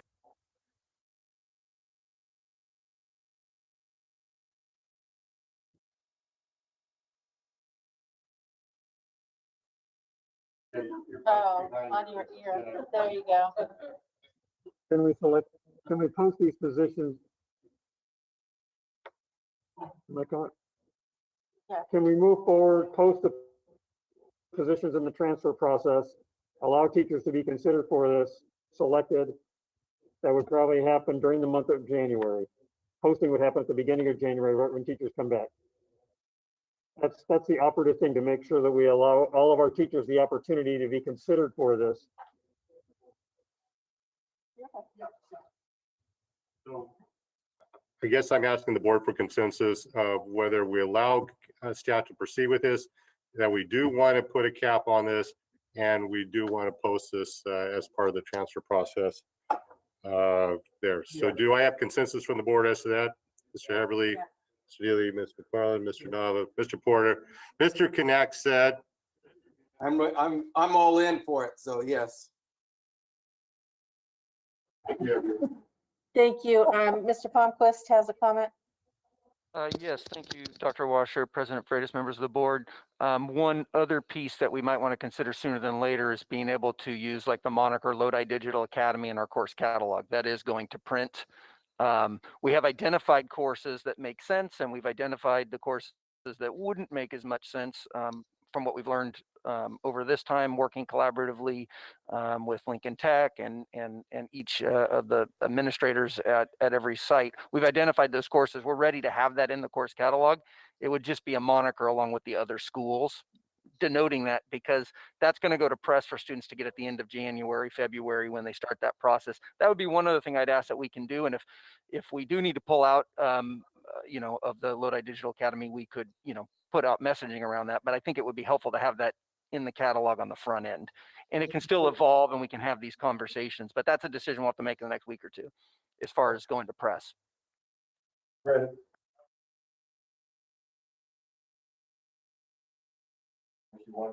Chair will entertain motion, Mr. Porter. I motion that we approve this and work with our staff to get this done for the Lodi. Second. Thank you, Mr. Porter, for your motion. Thank you, Mr. Nava, for your second. Mr. President, I'm sorry, I just want to make sure that board understands this is not a separate school.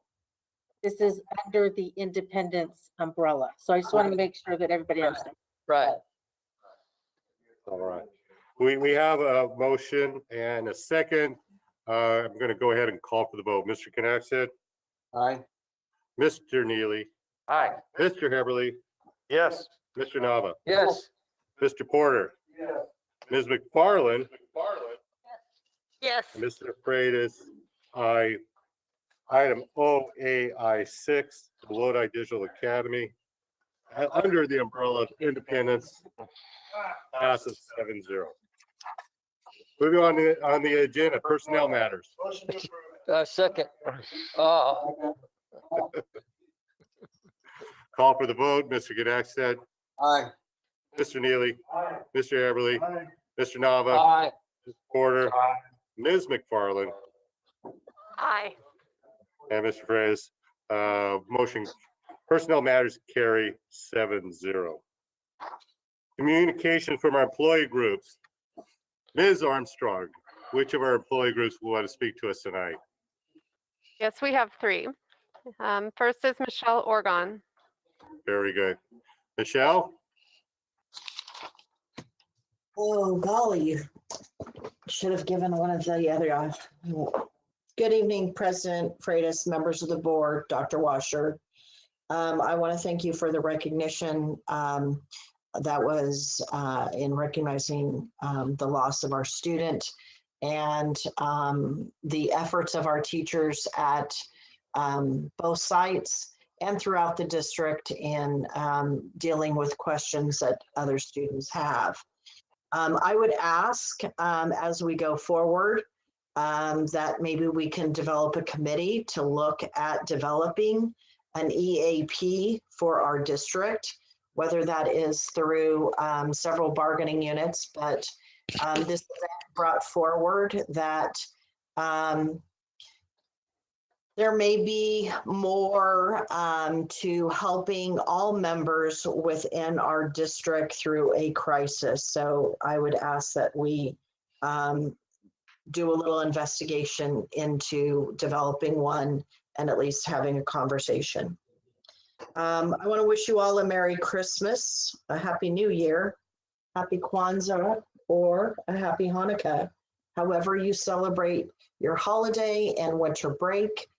I hope that you know that all of our teachers have been working very diligently, finishing up their report cards, finishing up finals, benchmarks, grading assessments, working through hiccups along the way with technology and getting those things printed out. And of course, in this last 2 weeks, finding out what their staffing situations are. So we would hope that you would encourage all of them to be patient as we go through the shuffle process and wait for any retirees to acknowledge their retirement.